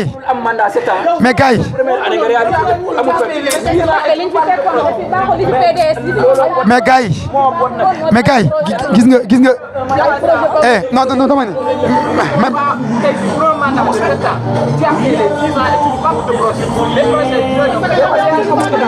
non mais xam nga man rafetlu naa li bi tey rafetlu naa ma ne bi tey rafetlu naa li bi tey wax ne ma ne rafetlu naa li bi tey wax ne mënoo réaliser lépp d'accord mais damay wax ne tey man dama jàppoon ni tey man dama jàppoon ni tey bu ma ñëwee ñu toog ci débat bi da ngeen nuy éplucher ba sax du ngeen am temps argumenter les réalisations que vous avez faites mais vous avez des difficultés parce que yéen vous élevez à la fin de votre mandat quasiment à 1 an à 6 mois des élections ngeen naan ñu woy foog nga nekk réalisation ak yu demee noonu non mais attends déglu ma non j'ai pas mal au cœur parce que xam nga non parce que actuellement le problème que vous avez mooy li ñuy wax angoisse existentielle parce que yéen da ngeen a dem ba xam ni. débat di de la waaw. te aussi xam nga ni ko da ngay déglu. parce que échange bi aussi bu ñu paree. il faut doo mën a déglu ko. askan wi lay jëriñ. la net instant bi on est dans un monde. tu vois ñu internet bi ñëpp a koy partagé. tu vois donc nañu jëm def image parce que nous sommes des jeunes leaders ah. ëllëg dans 5 ans 10 ans. bi tey ngay wax. bëti ngay wax saa nga tu vois. il faut ñu jox image boo xam ni day rafet. nit ñaa ngi toog di yuux di xool parce que ñooñu xulawuñu. dañuy waxtaan pour askan wi jëriñu ko. li ma lay wax man dama lay invité nga ñëw suba wala lenn nga ñëw vérifier ko. c'est pas des choses que j'ai inventé. c'est des chiffres que j'ai. c'est à l'appui. tu vois donc certes même c'est ça on doit de l'argent loolu du ma soog a naaw. te Macky Sall bi muy soog a yëg. def na si action ba rafet. il a décidé ñëw conseil des ministres. mu ne bu njëkk ndax laa koy defee. tu vois. loolu gis nga loolu. macha allah loolu ça a plus de 80% de réalisation. et nag c'est pas la commune c'est la région de Saint-Louis. d'accord. bàyyi ko mu yegg waaw d'accord région la ñu wax. d'accord ñu may Zahir mu terminé nañ ñëwaat ci loolu. loolu bu ko defee ñëpp a rafetlu tu vois Macky Sall non seulement jabaram te dëkk seulement loolu wane nañu jég na Saint-Louis bi mu ñëwee Saint-Louis aussi dig nañu ay milliards tu vois dama ne milliards yi mu dig ni la 1/5 bu ko defoon Saint-Louis rek d'accord li bëti wax je le rejoins malgré Hydrobase am na route loolu c'est certes on le salue c'est un acquis maison de l'île toj ngeen ko nga defaat on le salue mais aussi bi tey sëñ Mansour non Khalifa dafa noon Macky Sall li mal entouré tu vois Abdou Diouf mi daanu lan la wax xaw ma woon Abdoulaye bi mi daanu lu mu wax xaw ma woon tu vois kon da nga bëgg a wax ñoom bi tey ñi dañu nekk ànd ak Macky Sall di ko nax di ko lëre waxuñu ko li am dañ ànd ak Macky Sall ak Mansour Faye di ko nax tu vois xam nga bande leader aussi dire la vérité non c'est-à-dire nit bu ànd ak moom. aussi nekk dëkk bi doxul. te ñoom ils savent que dëkk bi doxul. mais nag ay la yëwan bu ñu waxantee dëgg am na loo xamante ni def nañ ko ci Ndar ñu nangul ko ko. waaw léegi yéen wax leen ko yéen gisu leen ko. lii bi tey wax yëpp amul leen loo xamante ni yéen mën ngeen ci duut seen baaraam ni lii am na fi. ñoom ñoo bëgg a dégg ay projet ñoom ñoo bëgg a dégg kon da ngeen gëm ma. ñoo bëgg a dégg ay projet ñoo bëgg a dégg waaw des projets c'est bien des projets yoo xamante ni dans un waaw.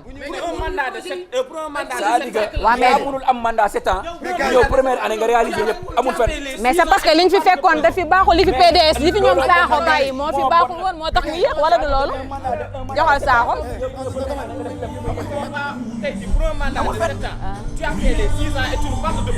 d'accord c'est parce que liñ fi fekkoon baaxul. joxal Sakho joxal Sakho. kii daa xamul état xamul état c'est-à-dire que état. waa ñu déglu waa ñu déglu. waa ñu déglu. d'accord. waaw. yow nga ne mandat. waa déglul bi tey. en 2015 mu réalisé lépp. waaw mais waaw déglu ne yéen waa APR yéen a ngi yàq sama débat. Djibi Ndiaye yéen quand même nañ leen déglu.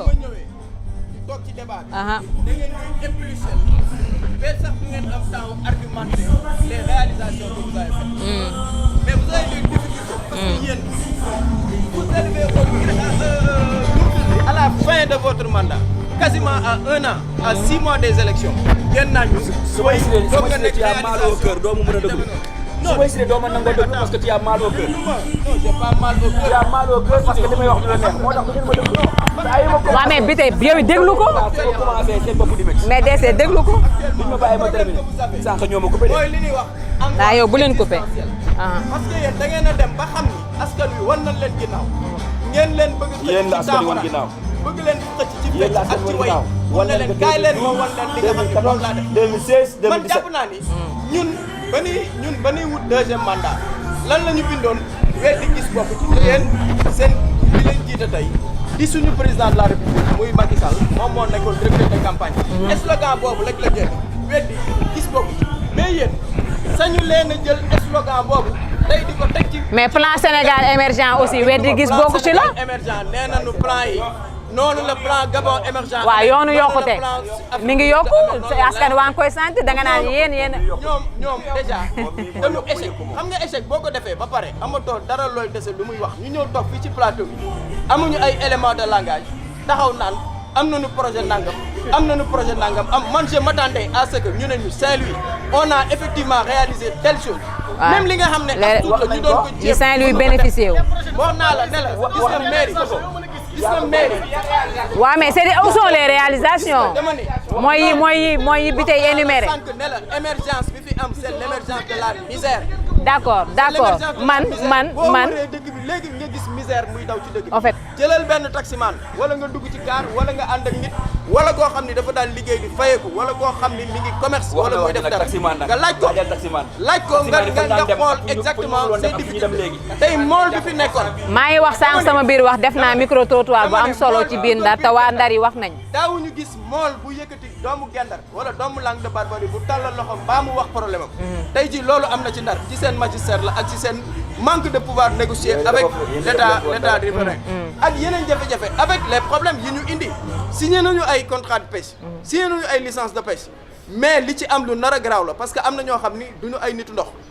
mais ci jën bi la ñuy dund dañuy jógee ca joor ga ñëw liggéey si fii yor seeni sareet mbaa ñuy yanu di wàcce gaal yi ñooñu tey bu nu gaal teeratul fii parce que yaa ngi naan woy Sénégal bu nappee ci waaxam mën na ko wàcc fii mais si on avait toujours ces mêmes possibilités moo li du soxla ñuy wuti licence kon jën bi dafa nekk mais bi tey mais DC déglu bàyyi ko mu développé tu auras le tout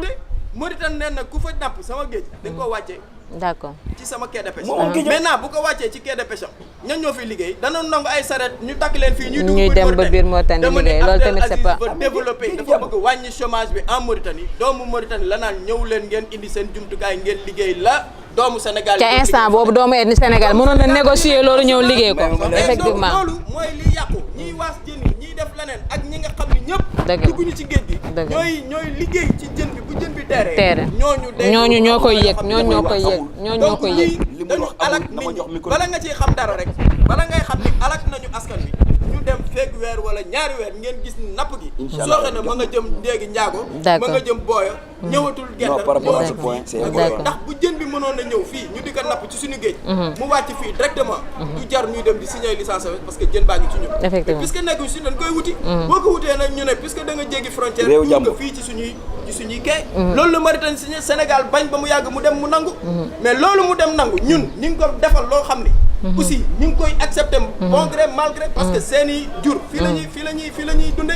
fii la ñuy defee li ñuy def donc ñun Sénégal je pense que on a été faible à ce niveau dëgg la doomu gendal war nañu am lu ñu liggéey waaye nag ñoom toll nañu foo xam ni jaasi la leen nguuru Sénégal tàllal te boo nekkee ci biir teen buñ la tàllalee jaasi sax nga téye ci pour bëgg génn ngay bëgg am na solo ñu jox Sakho Pape Maguette FSD bi kii Bamba Dieng waaw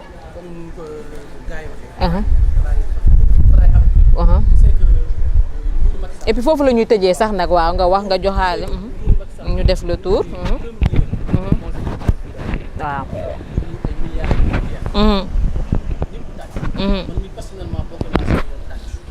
ah bon jamono jooju yéen a ngi woon ci biir nguur gi da ngeen di tàccu mais da ngeen génn ci nguur gi tàccu am na solo waaye ñu yeggale xam na nguur moo demee noonu parce que da nga gis sa yaakaar ngay am yaakaar na kii sa M23 bu si bokkoon 23 juin ñu nekkoon si devant grille assemblée si la bokkoon jàppoon nañu xeex nañu pour Macky Sall yéeg amoon yaakaar ci moom ñu jàppoon ni kii su yéegee dinañu développer suñu dëkk comprendre bu ñu ñëwee premier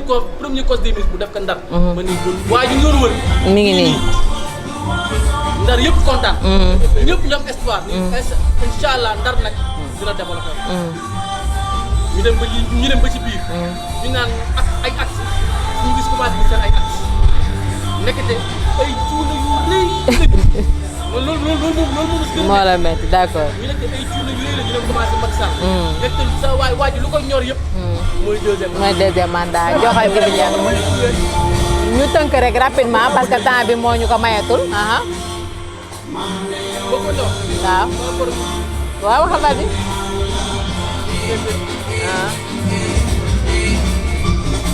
ñëw Macky Sall ñu dem ñu ñëw léegi ñëw yuuxu bi par rapport lu nekk nag ñëw yuuxu bi ni ñoom su lañ joxee Ndar daañ ko Ndar set wecc dina am daañu defar Ndar ñoom ñooy goro président de la République ñoom la jiit wóol ñëpp waa Ndar amaat espoir encore joxaale leen nguur benn acte bu njëkk def boo xam ne ndax nañ waa Ndar veille élection imaginez veille élection élection municipale Mansour Faye en personne woo ay hollandais ñóbbu leen sa bël ba yaay tax seen ay masque yu weex dugg si biir yor ay jeton ni lii te ni bël bi mën nañ ko defar rek kenn na ree tàcc mën na ko defar imagine yooyu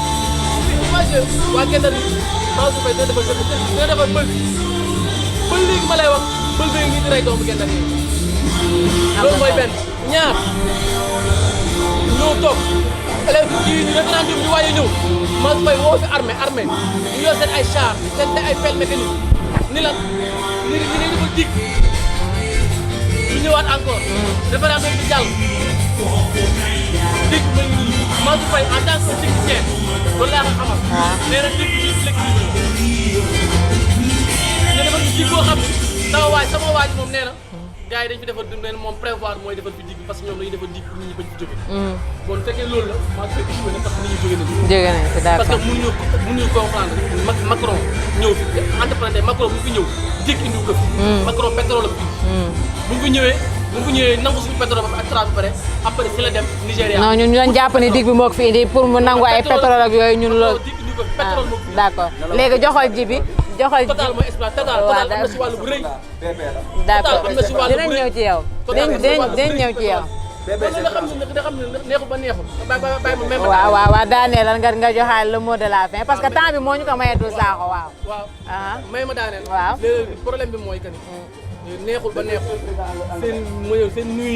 nuyu de l'émergence dañuy yàpp waa Ndar da nga jawaam yab nañu waa Ndar ñu organiser nuit de l'émergence. dëkk boo xam ne kenn liggéeyu. dëkk boo xam ne waxuma la émergence. Ndar c'est la première fois ma gis ay sinistré Ndar. ay réfugiés soo demee fii rek ñu cas yooyu noonu ñu ngi cas réfugié affaire yu bële yooyu. ñoo am sinistré. tu as l'impression que ay Ndar dafa am ay réfugiés d'accord te ay doomu Ndar lañ.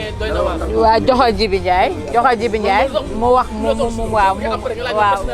merci Sakho waaw Djibi en un mot rek ñu ramassé waaw. man yaakaar naa ni. ki gën a jafe woon. mooy ki gëm daal. ki gëm. ndax ku gëmu moom mënul gis. dëgg la. parce que si on dit que ñun ay projet lañ fi listé. mais listé wul benn réalisation dama yaakaar ni déglu on n'a pas parlé d'idée. on n'a pas parlé de li nga xam ne dañ ko tënk si kay teg. li ñu réalisé ak li nekk en cours de réalisation la mën a gis. moom ngeen wax te yaakaar naa nañu dégluwaat émission bi. ñi nga xam ne ñu ngi seetaan nañu déglu bu baax. est-ce que ay idée lañu wax. wala li nga xam ne dafay kii te ñoom ñi wax xam nañ mais nag ki nga xam ne moom bëggoo gis. kenn mu la tere gis moo tax je les invite en tant que Saint-Louisien. bu dee Saint-Louis moo leen soxal bu guddee ñu ñëw fii. d'accord affaire dafa am li nga xam ni moom la ñuy wax. jaxu xam nga dafa am fu ñu jëm. te fi ñu jëm nii. du wax moom mooy tax ñoom li ñu bëgg ñu am ko. Sénégal yi kenn mënatu leen nax. gis nga fii kenn du ni lépp baax na ku ko wax rek waxoo li nga xam ne moom moo am. kenn du ni lépp jaar na yoon. kenn du wax aussi que fan bëggoon yegg nañ fa c'est pourquoi on a fait un plan wutal ko app am fu ñu jëm. te loolu ñu ngi ci yoon te ñu ngi ciy dox te ñu ngi si am ay résultats. léegi nag bu ñu bëggee li nga xam ne lañ tënk ci plan bi ñu ni léegi tembe na leen wan li ñu def la lépp kii. loolu yaakaar naa ne du sotti bu fekkoon woon daf fi ñëw fekk fi li nga xam ni dañ fi teg yoon balisé ko ba mu leer. kon sax bu boobaa mu yomb. mais actuellement lii nee naa la il faut que le président Macky Sall day defar lu bari du 6 ans après de am na ñu fi jot a nekk am na ñi nga xam ne ñu ngi en cours. ak ñu ngi waaj a ñëw. et puis état noonu lay doxee parce que émergence mooy jóge ci kaw si suuf. di jëm ci kaw. beneen affaire laa leen di wax. pour mën a tëj. waaw parce que temps bi bariwul. dama ni leen. gis nga ñii di wax ñi ñëpp. muy sama naataango yëpp.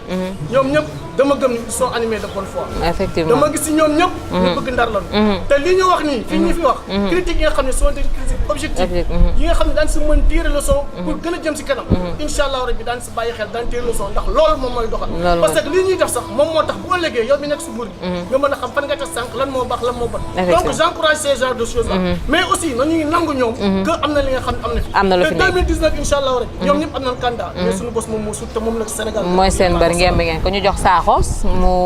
mu tënk rek en un mot. waaw man de xam nga pour mën a tënk. damay wax rek ni Ndar nañu gën a yeewuwaat. nañu gën a remobiliser waat. parce que déjà échec patent bi nga xam ni équipe municipale bi def na ko échec patent bi nga xam ni nguuru Sénégal def na ko war na tax ñu xool naka la ñuy roggantiwaatee seen bopp. ndax Macky Sall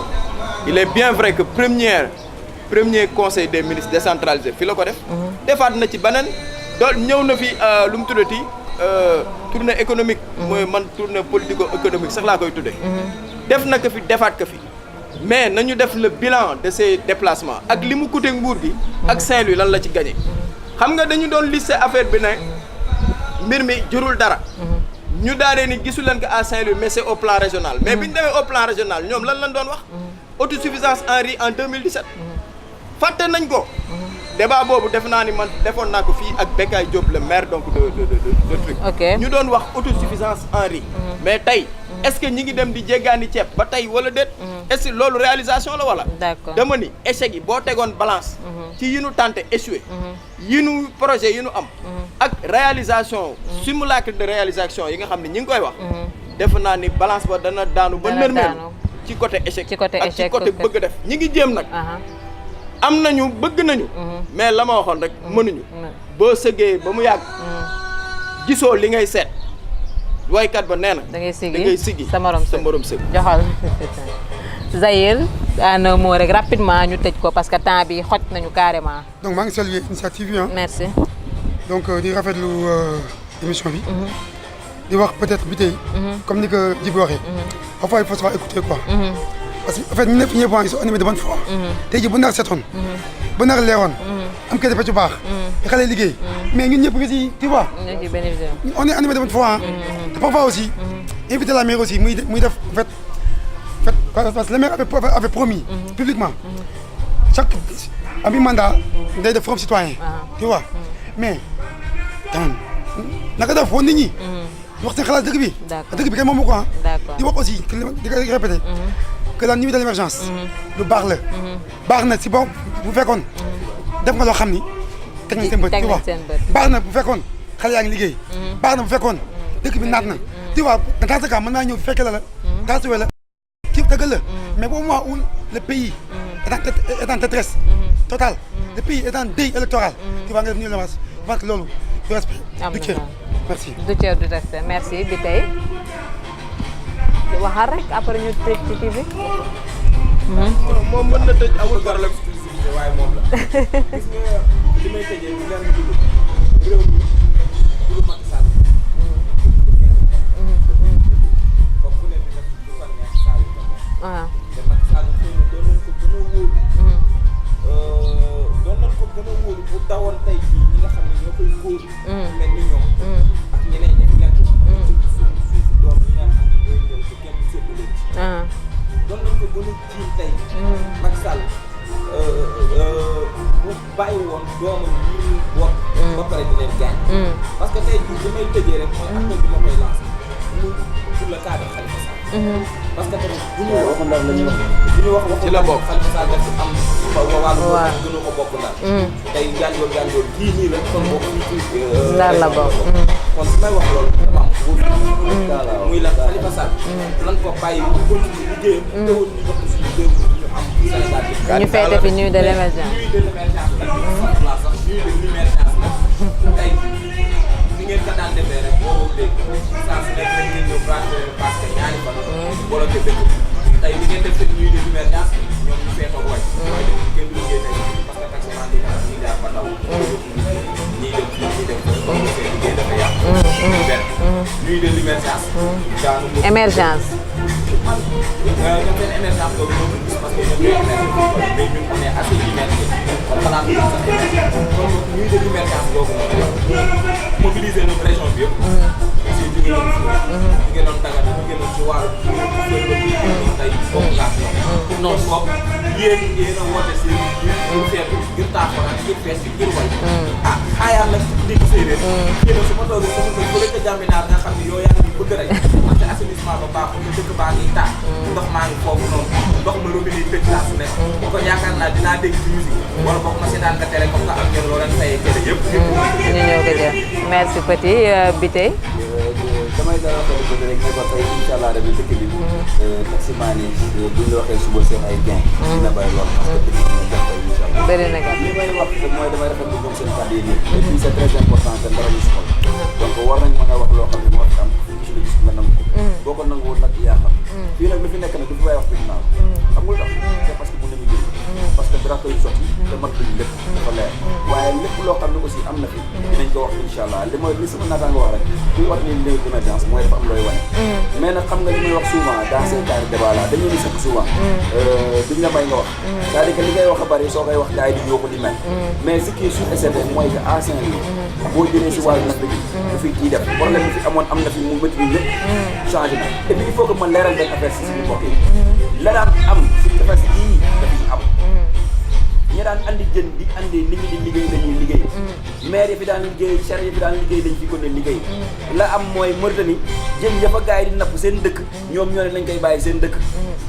waaye li ñuy am fii parce que suñu géej nag fekkee nag Mauritanie mooy ëpp jën ça ne veut pas dire amuñ jën am nañ donc activité bi day remarqué licence de pêche moom boo déggee am na rek day naat te Ndar moom xam nga pêche gee ko yor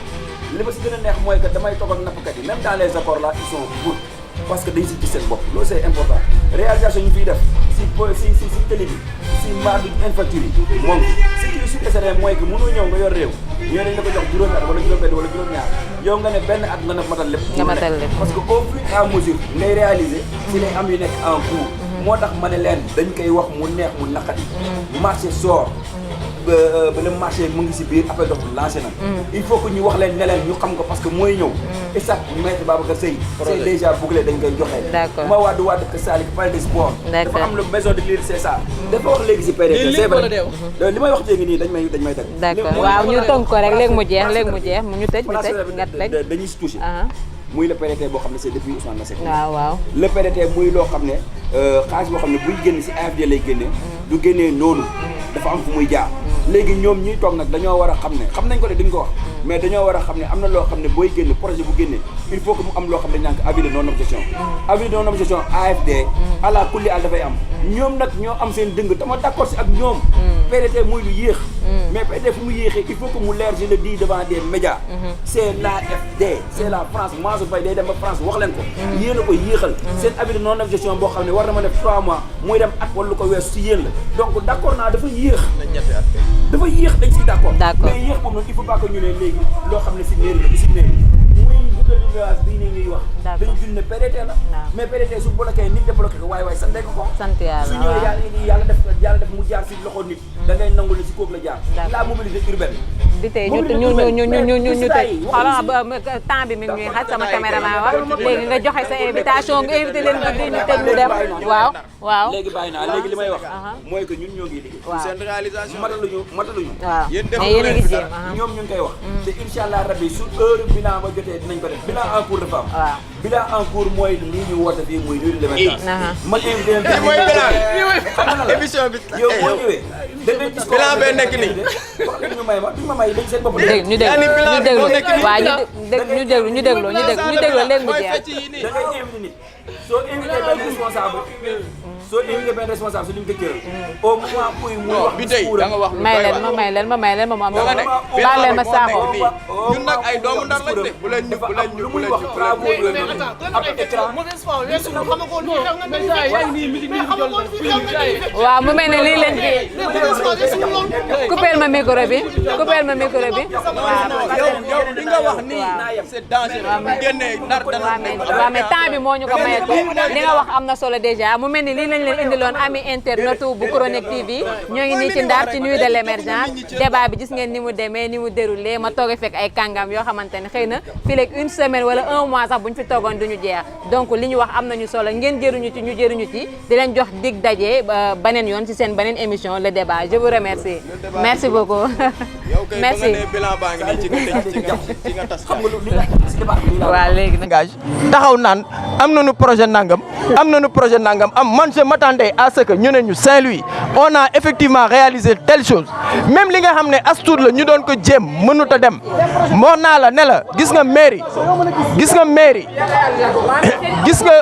gis nga dama ne ñoom wax naa la sànq ne la émergence bi fi am c'est l'émergence de la misère boo wëree dëkk bi léegi nga gis misère muy daw ci dëkk bi jëlal benn taximan wala nga dugg ci car wala nga ànd ak nit wala koo xam ni dafa daal liggéey di fayeku wala koo xam ni mi ngi commerce wala muy def dara nga laaj ko nga xool exactement ses difficultés tey mool bi fi nekkoon dama ne mool bi duggal biir Gendar daawuñu gis mool bu yëkkati doomu Gendar wala doomu Langue de Barbarie bu tàllal loxo mbaa mu wax problème am tey ji loolu am na ci Ndar ci seen magistère la ak ci seen manque de pouvoir négocier avec l'état riverain ak yeneen jafe-jafe avec les problèmes yi ñu indi signé nañu ay contrat de pêche signé nañu ay licence de pêche mais li ci am lu nar a garaaw la parce que am na ñoo xam ni duñu ay nitu ndox mais ci jën bi la ñuy dund dañuy jógee ca joor ga ñëw liggéey si fii yor seeni sareet mbaa ñuy yenu di wàcce gaal yi ñooñu tey bu nu gaal teeratul fii parce que yaa ngi naan woy Sénégal bu nappee ci waaxam mën na ko wàcce fii mais si on avait toujours ces mêmes possibilités mool yi du soxla ñuy wuti licence kon jën bi dafa nekk sur place mais puisque jën bi nekk fii jën bi Mauritanie la ne Mauritanie lañ koy wute Mauritanie nee na ku fa napp sama géej da nga ko wàccee ci sama quai de pêche maintenant bu ko wàccee ci quai de pêche am ñan ñoo fi liggéey dana nangu ay saret ñu takk leen fii ñuy dugg biir Mauritanie dama ne Abdel Aziz veut développer dafa bëgg wàññi chômage bi en Mauritanie doomu Mauritanie la naan ñëw leen ngeen indi seen jumtukaay ngeen liggéey la doomu Sénégal yi doon liggéey fale doomu Sénégal dañuy nekk en chômage mais donc loolu mooy liy yàqu ñiy waas jën yi ñiy def leneen ak ñi nga xam ni ñëpp dugg ñu ci géej gi ñooy liggéey ci jën bi bu jën bi teeree ñooñu day nekk emploi yoo xam ne dafay nax saay donc ñii dañu alak nit ñi bala nga ciy xam dara rek bala ngay xam ni alak nañu askan wi ñu dem feek weer wala ñaari weer ngeen gis napp gi sooxe na ma nga jëm ndéegi njaago ma nga jëm booya ñëwatul gendar ñëwatul fii ak yooyu ndax bu jën bi mënoon a ñëw fii ñu di ko napp ci suñu géej mu wàcc fii directement du jar ñuy dem di signer licence parce que jën baa ngi ci ñun mais puisque nekkuñ si dañ koy wuti boo ko wutee nag ñu ne puisque da nga jéggi frontière tuur ko fii ci suñuy kay loolu la Mauritanie signé Sénégal bañ ba mu yàgg mu dem mu nangu mais loolu mu dem nangu ñun ñi ngi ko defal loo xam ni aussi ñi ngi koy accepter bon gré mal gré parce que seeni jur fii la ñuy dundee fii la ñuy defee li ñuy def donc ñun Sénégal je pense que on a été faible à ce niveau dëgg la doomu gendar war nañu am lu ñu liggéey waaye nag ñoom toll nañu foo xam ni jaasi la leen nguuru Sénégal tàllal te boo nekkee ci biir teen bu la tàllalee jaasi sax nga téye ci ndax génn ca biir teen ba ngay wut. am na solo ñu jox saako. waaw comme nu ko gars yi waxee xam naa ni man fa laay appuyer tu sais que nguuru Macky Sall waaw nguuru tu sais que nguuru Macky Sall bu mu ñëwee première conseil des ministres fii la ko def dig ñu ay milliards yu dul jeex ñëpp tàccu man mi personnellement bokkoon naa si ñu doon tàccu bokkoon naa si ñu doon tàcc jàppoon naa ni bien sûr parce que dañu amoon espoir non xam na nguur moo demee noonu parce que da ngay nit sa yaakaar ngay am yaakaar ni kii Macky Sall M23 bu si bokkoon 23 juin ñu nekkoon si devant grille assemblée si laa bokkoon jàppoon nañu xeex nañu pour Macky Sall yéeg amoon yaakaar ci moom ñu jàppoon ni kii su yéegee dinañu développer suñu dëkk. comme bu mu ñëwee premier conseil des ministres mu def ko Ndar ma ni bon waa ju ñu doon wër mi ngi nii Ndar yëpp kontaan ñëpp ñoom espoir ni incha allah Ndar nag dina développé wu. ñu dem ba ci biir ñu naan ay acte suñu gis commencé gis seen ay acte nekkate ay cuuna yu rëy lañu man loolu moom si gën a métti ñu nekkate ay cuuna yu rëy lañu dem commencé Macky Sall nekkate sa waaju lu ko ñor yëpp. mooy deuxième mandat bàyyi ma àggale pare gu man dama introduire rek waaw ñu wax ba xam ma tënk ma ko ne wax par rapport ak musique ngeen dégg léegi ñu ñëw Macky Sall ñu ñëw léegi ñoo yuuxu fi par rapport lu sekk ndax ñoo yuuxu fi ni ñoom su leen joxee Ndar daañ ko Ndar set wecc dina am daañu defar Ndar ñoom ñooy ko président de la République ñoom la kii bi wóolu ñu yëpp waa Ndar amaat espoir encore ñu joxaal leen nguur bi benn acte bu ñu njëkk def boo xam ne ndax nañu waa Ndar veille élection imaginez veille élection municipal Mansour Faye en personne woo ay hollandais yóbbu leen sa bël ba gars yi tax seen ay masques yu weex dugg si biir yor ay jeton nii léegi ni bël bi mën nañ ko defar rek gën na rien tàcc waay bël mën nañ ko defar imagine yooyu imagine waa Gendar ni Mansour Faye dina defar bël bi ba léegi ma lay wax bël bee ngi nii di rey doomu Gendarien yi loolu mooy benn ñaar ñëw toog kii ñu référendum di waaye ñëw Mansour Faye woo fi armée bi ñu yor seen ay char seen ay pelle mécanique ni lan ni ñu ne defal digue bi ñu ñëwaat encore référendum bi jàll digue bi ma ngi nii Mansour Faye en tant que un technicien loolu laa ko xamal nee na digue bi digue flexible la ñu defal ñu digue boo xam ni sama waay ji moom nee na gars yi dañ fi defar leen moom prévoir mooy defar fi digue parce que ñoom dañuy defar digue pour nit ñi bañ fi jógee bon fekkee loolu la maa ngi fay échoué na parce que nit ñi jógee nañ fi parce que mënuñu comprendre Macron ñëw fi te entrepreneur Macron bu mu fi ñëw digue indiwu ko fi Macron pétrole la ko fi indi bu mu fi ñëwee nangu suñu pétrole ba ak ba pare après si la dem Nigéria wuti fa pétrole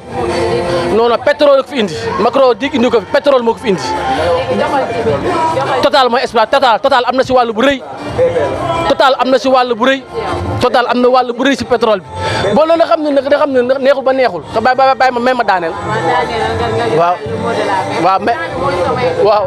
waaw may ma daaneel léeg-léeg problème bi mooy que ni neexul ba neexul seen nuit de l'émergence bi dañu yab waa Ndar yab nañu waa Ndar dañu organiser nuit de l'émergence dëkk boo xam ne kenn liggéeyul dëkk boo xam ne waxuma la émergence Ndar c'est la première fois c'est la première fois ma gis ay sinistrés Ndar ay réfugiés soo demee fii gis nga camp yooyu noonu ay Éthiopie affaire yu bële yooyu ñoo am sinistrés ya tu as l'impression que ay Ndar dafa am léegi ay réfugiés dañu daw mais doy na waar man sax mu la tontu si loolu soo bëggee après nga laaj ma personnellement ma tontu la ci. Voilà merci beaucoup Diakhou man yaakaar naa ni ki gën a jafe wan mooy ki gëm ndax ku gëmu moom mënul gis parce que si on dit que ñun ay projet rek lañ fi listé mais listé wuñu benn réalisation dama yaakaar ni dégluwuñu on n'a pas parlé d'idée on n'a pas parlé de li nga xam dañ ko tënk si kay teg li ñu réalisé ak li nekk en cours de réalisation la mën a gis la ñu wax te yaakaar naa nañ dégluwaat émission bi ñi nga xam ne ñu ngi seetaan nañu déglu bu baax est-ce que ay idée la ñu wax wala li nga xam ne dafay kii te ñoom ñi li ñuy wax xam nañ ko mais nag ki nga xam ne moom bëggoo gis kenn mënu la tere gis moo tax je les invite en tant que Saint-Louisien bu dee Saint-Louis moo leen soxal bu guddee ñu ñëw fii beneen affaire dafa am li nga xam ni moom la ñuy wax Diakhou xam nga dafa am fu ñu jëm te fi ñu jëm ni du wax moom mooy tax ñoom li ñu bëgg ñu am ko Sénégal yi kenn mënatu leen nax gis nga fii kenn du ni lépp baax na ku ko wax rek waxoo li nga xam ne moom moo am kenn du ni lépp jaar na yoon kenn du wax aussi que fan bëggoon yegg nañ fa c'est pourquoi on a fait un plan wutal ko app am fu ñu jëm te loolu ñu ngi ci yoon te ñu ngi ciy dox te ñu ngi si am ay résultats léegi nag bu ñu bëggee li nga xam ne lañ tënk ci plan bi ñu ni léegi tembe na leen wan li ñu def la lépp kii loolu yaakaar naa ne mënul nekk bu fekkoon woon dañ fi ñëw fekk fi li nga xam ni dañ fi teg yoon baliser ko ba mu leer kon sax bu boobaa mu yomb mais actuellement lii nee naa la il faut que le président Macky Sall day defaraat lu bari du 6 ans après de am na yu fi jot a nekk am na yi nga xam ne ñu ngi en cours am na yi nga xam ne ñu ngi waaj ñëw et puis état noonu lay doxee parce que émergence mooy jóge ci kaw si suuf di jëm ci kaw beneen affaire laa leen di wax pour mën a tëj parce que temps bi barewul dama ni leen gis nga ñii di wax ñi ñëpp muy sama naataango yëpp ñoom ñëpp dama gëm ni ils sont animés de bonne foi dama gis ci ñoom ñëpp ñu bëgg Ndar lañu te lii ñu wax nii fii ñu fi wax critiques yi nga xam ne sont des critiques objectives yi nga xam ne daan si mën tirer leçon pour gën a jëm si kanam incha allah rabbi daan si bàyyi xel daan tirer leçon ndax loolu moom mooy doxal parce que lii ñuy def sax moom moo tax bu ëllëgee yow mi nekk si nguur gi nga mën a xam fan nga teg sànq lan moo baax lan moo bon donc j'encourage ces genres de choses là mais aussi nañuy nangu ñoom que am na li nga xam ne am na fi te 2019 incha allah rabbi ñoom ñëpp am nañ candidat mais suñu bos moom moo sut te moom la Sénégal gën a am yaakaar wasalaam. waaw man de xam nga pour mën a tënk damay wax rek ni Ndar nañu gën a yeewuwaat nañu gën a remobiliser waat parce que déjà échec patent bi nga xam ni équipe municipale bi def na ko échec patent bi nga xam ni nguuru Sénégal def na ko war na tax ñu xool naka la ñuy roggantiwaatee seen bopp ndax Macky Sall il est bien vrai que premier conseil des ministres décentralisé fi la ko defaat na ci beneen dool ñëw na fi lu mu tuddati tournée économique mooy man tournée politico économique sax laa koy tuddee def na ko fi defaat ko fi mais nañu def le bilan de ces déplacements ak li mu coûté nguur gi ak Saint-Louis lan la ci gagné xam nga dañu doon listé affaire bi ne mbir mi jurul dara ñu daanee ni gisu leen ko à Saint-Louis mais c'est au plan régional mais bi ñu demee au plan régional ñoom lan lañ doon wax autosuffisance en riz en 2017 fàtte nañ ko. débat boobu def naa ni man defoon naa ko fii ak Bekay Diop le maire donc de truc ñu doon wax autosuffisance en riz mais tey est-ce que ñi ngi dem di jéggaani ceeb ba tey wala déet est-ce que loolu réalisation la wala dama ni échec yi boo tegoon balance ci yi nu tenté échoué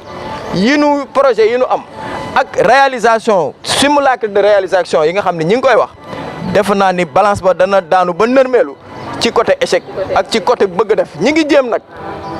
am nañu bëgg nañu mais la ma waxoon rek mënuñu boo sëggee ba mu yàgg gisoo li ngay seet waykat ba nee na da ngay siggi sa morom sëgg. Zahir non moo rek rapidement ñu tëj ko parce que temps bi xoj nañu carrément. donc maa ngi saluer initiative yi donc di rafetlu émission bi di wax peut-être bi tey comme ni ko Djibi waxee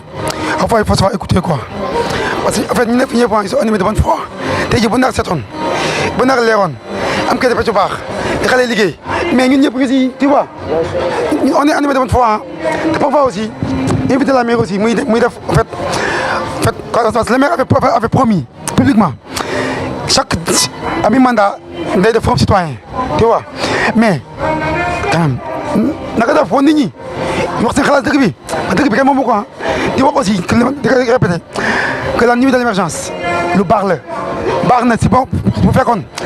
def nga loo xam ni teg nañ seen bët tu vois baax na bu fekkoon xale yaa ngi liggéey baax na bu fekkoon dëkk bi naat na tu vois dans ce cas mën naa ñëw fekke la taasuwe la kii tëggal la mais au moment où le pays est en détresse totale le pays est en deuil électoral tu vois nga def nuit de l'émergence je pense que loolu du respect du cër merci. du cër du respect merci bi tey bàyyi ko foofu dafa bëgg am exclusivité waaye moom la gis nga li may tëjee du lenn lu dul réew mi du lu Macky Sall moom te du lu kenn moom tamit ba ku ne di def lu ko neex saa yu ko neexee te Macky Sall xëy na doon nañ ko gën a wóolu bu dawoon tey jii ñi nga xam ne ñoo koy góolu ñu mel ni ñoom ak ñeneen ña fi nekkul di jënd sunu suufu doom yi nga xam ne ñooy ñëw te kenn séddu leen ci. doon nañ ko gën a jiin tey Macky Sall bu bàyyi woon doomam yi muy boot ba pare di leen gaañ parce que tey jii li may tëjee rek mooy appel bi ma koy lancé muy pour le cas de Khalifa Sall parce que tamit bu ñuy wax waxu ndar tamit Khalifa Sall daf ci am wàllu góor parce que gënoo ko bokk ndar tey gànjool gii nii la kon bokk fii ci région bi la bokk kon su may wax loolu dama am fu wóor fu ma ko teg muy lan Khalifa Sall nan ko bàyyi mu continuer liggéeyam dëwoon ñu jox ko suñu réew mi ñu am Sénégal jëm kanam te nuit de l'émergence nag safrla sax nuit de l'émergence nag tey jii ni ngeen ko daan defee rek boobu ak léegi saa su nekk rek ngeen ñëw place Faidherbe basket ñaari fan bloqué dëkk bi tey di ngeen def seen nuit de l'émergence de ñoom ñu feetoog waaye dëkk bi kenn du liggéey tey si guddi parce que taximan duñu am fu nu jaar ba daw ba yóbbu nit ñi ñiy dem fii ñiy dem fële kon boog seen liggéey dafay yàqu foofu noonu muy benn nuit de l'émergence daanu mobiliser man ñoom seen émergence googu ñoo ko gis parce que ñoom ñooy émerger fi ñu toll nii mais ñun on est assez immergé kon xalaatagun sax émerger kon boog nuit de l'émergence googu noonu jaxu mobiliser noonu région bi yëpp bis yi jóge noonu Fuuta jóge noonu Dagana jóge noonu ci Waalo bi jóge noonu ci Ferlo bi ngir ñëw tey bokk ak ñoom kon boog yéen ngeen a woote seeni biir ngir feetu ngir taaxuraan ngir fecc ngir way xaayaan nag ci ku dégg séeréer xëy na su ma toogee sama kër fële ca jàmminaar nga xam ne yow yaa ngi ñuy bëgg a rey ndaxte assainissement ba baaxul te dëkk baa ngi taa ndox maa ngi foofu noonu ndox ma robinet yi tëj saa su nekk kon yaakaar naa dinaa dégg ci musique bi wala boog ma seetaan ka télé comme que am ngeen loo leen fayee télé yëpp ngir ñu mën ko génne jërë ngeen jëf. damay dalal xel peut rek ne ko tey incha allah rabi dëkk bi taximaan yi bu ñu la waxee suba seen ay gain dina bari lool parce que dëkk bi dina jax tey incha allah li may wax mooy damay rafetlu ñoom seen kàddu yéen ñëpp et puis c'est très important que ndara ñu soxal donc war nañ mën a wax loo xam ne moo fi am ku fi gis nga gis ko nga nangu ko boo ko nanguwul nag yaa xam fii nag lu fi nekk nag lu fi waay wax bind naa ko xam nga lu tax c'est parce que mën nañu jëriñ parce que dara xëyul sotti te mat luñu lépp dafa leer waaye lépp loo xam ne aussi am na fi dinañ ko wax incha allah li sama naataanga wax rek kuy ot nii nuit d'émergence mooy dafa am looy wane mais nag xam nga li may wax souvent dans ces cas de débat là dañu ni seq souvent duñ la may nga wax c'est-à-dire que li ngay wax a bari soo koy wax gars yi di yuuxu di mer mais ce qui est sûr et certain mooy que à Saint-Louis boo jëlee si wàllu napp gi lu fi kii def problème bu fi amoon am na fi mu métti ñun ñëpp changé na et puis il faut que ma leeral benn affaire si suñu mbokk yi la daan am si tefes gii dafay am ñi daan andi jën di andi nit ñi di liggéey dañuy liggéey maire ya fi daan liggéey charrette ya fi daan liggéey dañ fi ko ne liggéey la am mooy Mauritanie jën ya fa gaay di napp seen dëkk ñoom ñoo ne nañ koy bàyyi seen dëkk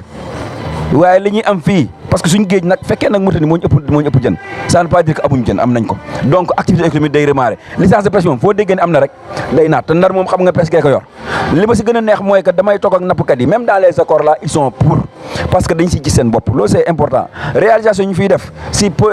télé bi si maadu infrastructure yi moo ngi fi ce qui est sûr et certain mooy que mënoo ñëw nga yor réew ñooy dañ la ko jox juróomi at wala juróom-benn wala juróom-ñaar yow nga ne benn at nga na matal lépp mënul nekk parce que au fur et à mesure ngay réaliser si lay am yu nekk en cours moo tax ma ne leen dañ koy wax mu neex mu naqadi marché sort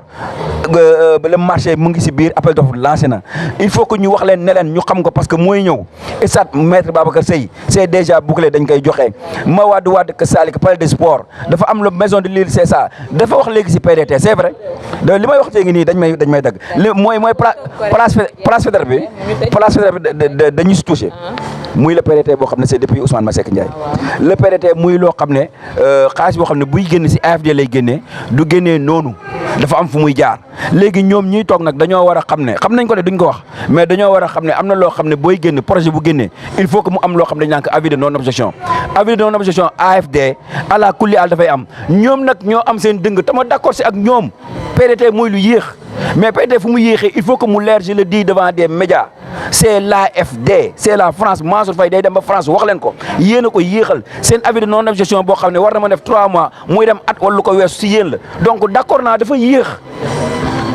dañ siy d'accord mais yéex boobu noonu il faut pas que ñu ne léegi loo xam ne si mairie la du si mairie muy route de l'Île bii nii ñuy wax dañu junne PDT la mais PDT su bloqué nit de bloqué ko waaye sante ko su ñëwee yàlla def mu jaar si loxo nit da ngay nangu ne si kooku la jaar la mobilité urbaine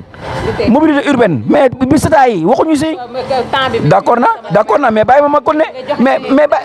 waa d'accord naa léegi bàyyi naa léegi li may wax mooy que ñun ñoo ngi liggéey mataluñu am na lu des ñoom ñu ngi koy wax te incha allah rabbi su heure bilan ba jotee dinañ ko def bilan en cours dafa am bilan en cours mooy lii ñu woote fii muy nuit de l'émergence ma invité leen pour ñu ñëw déglu xam nga lan la yow boo ñëwee da ngay gis koo xam ne dañ koy invité wax leen ñu may ma duñ ma may dañ seen bopp day métti da ngay invité nit soo invité benn responsable si li ñu ko cëral au moment où muy wax discours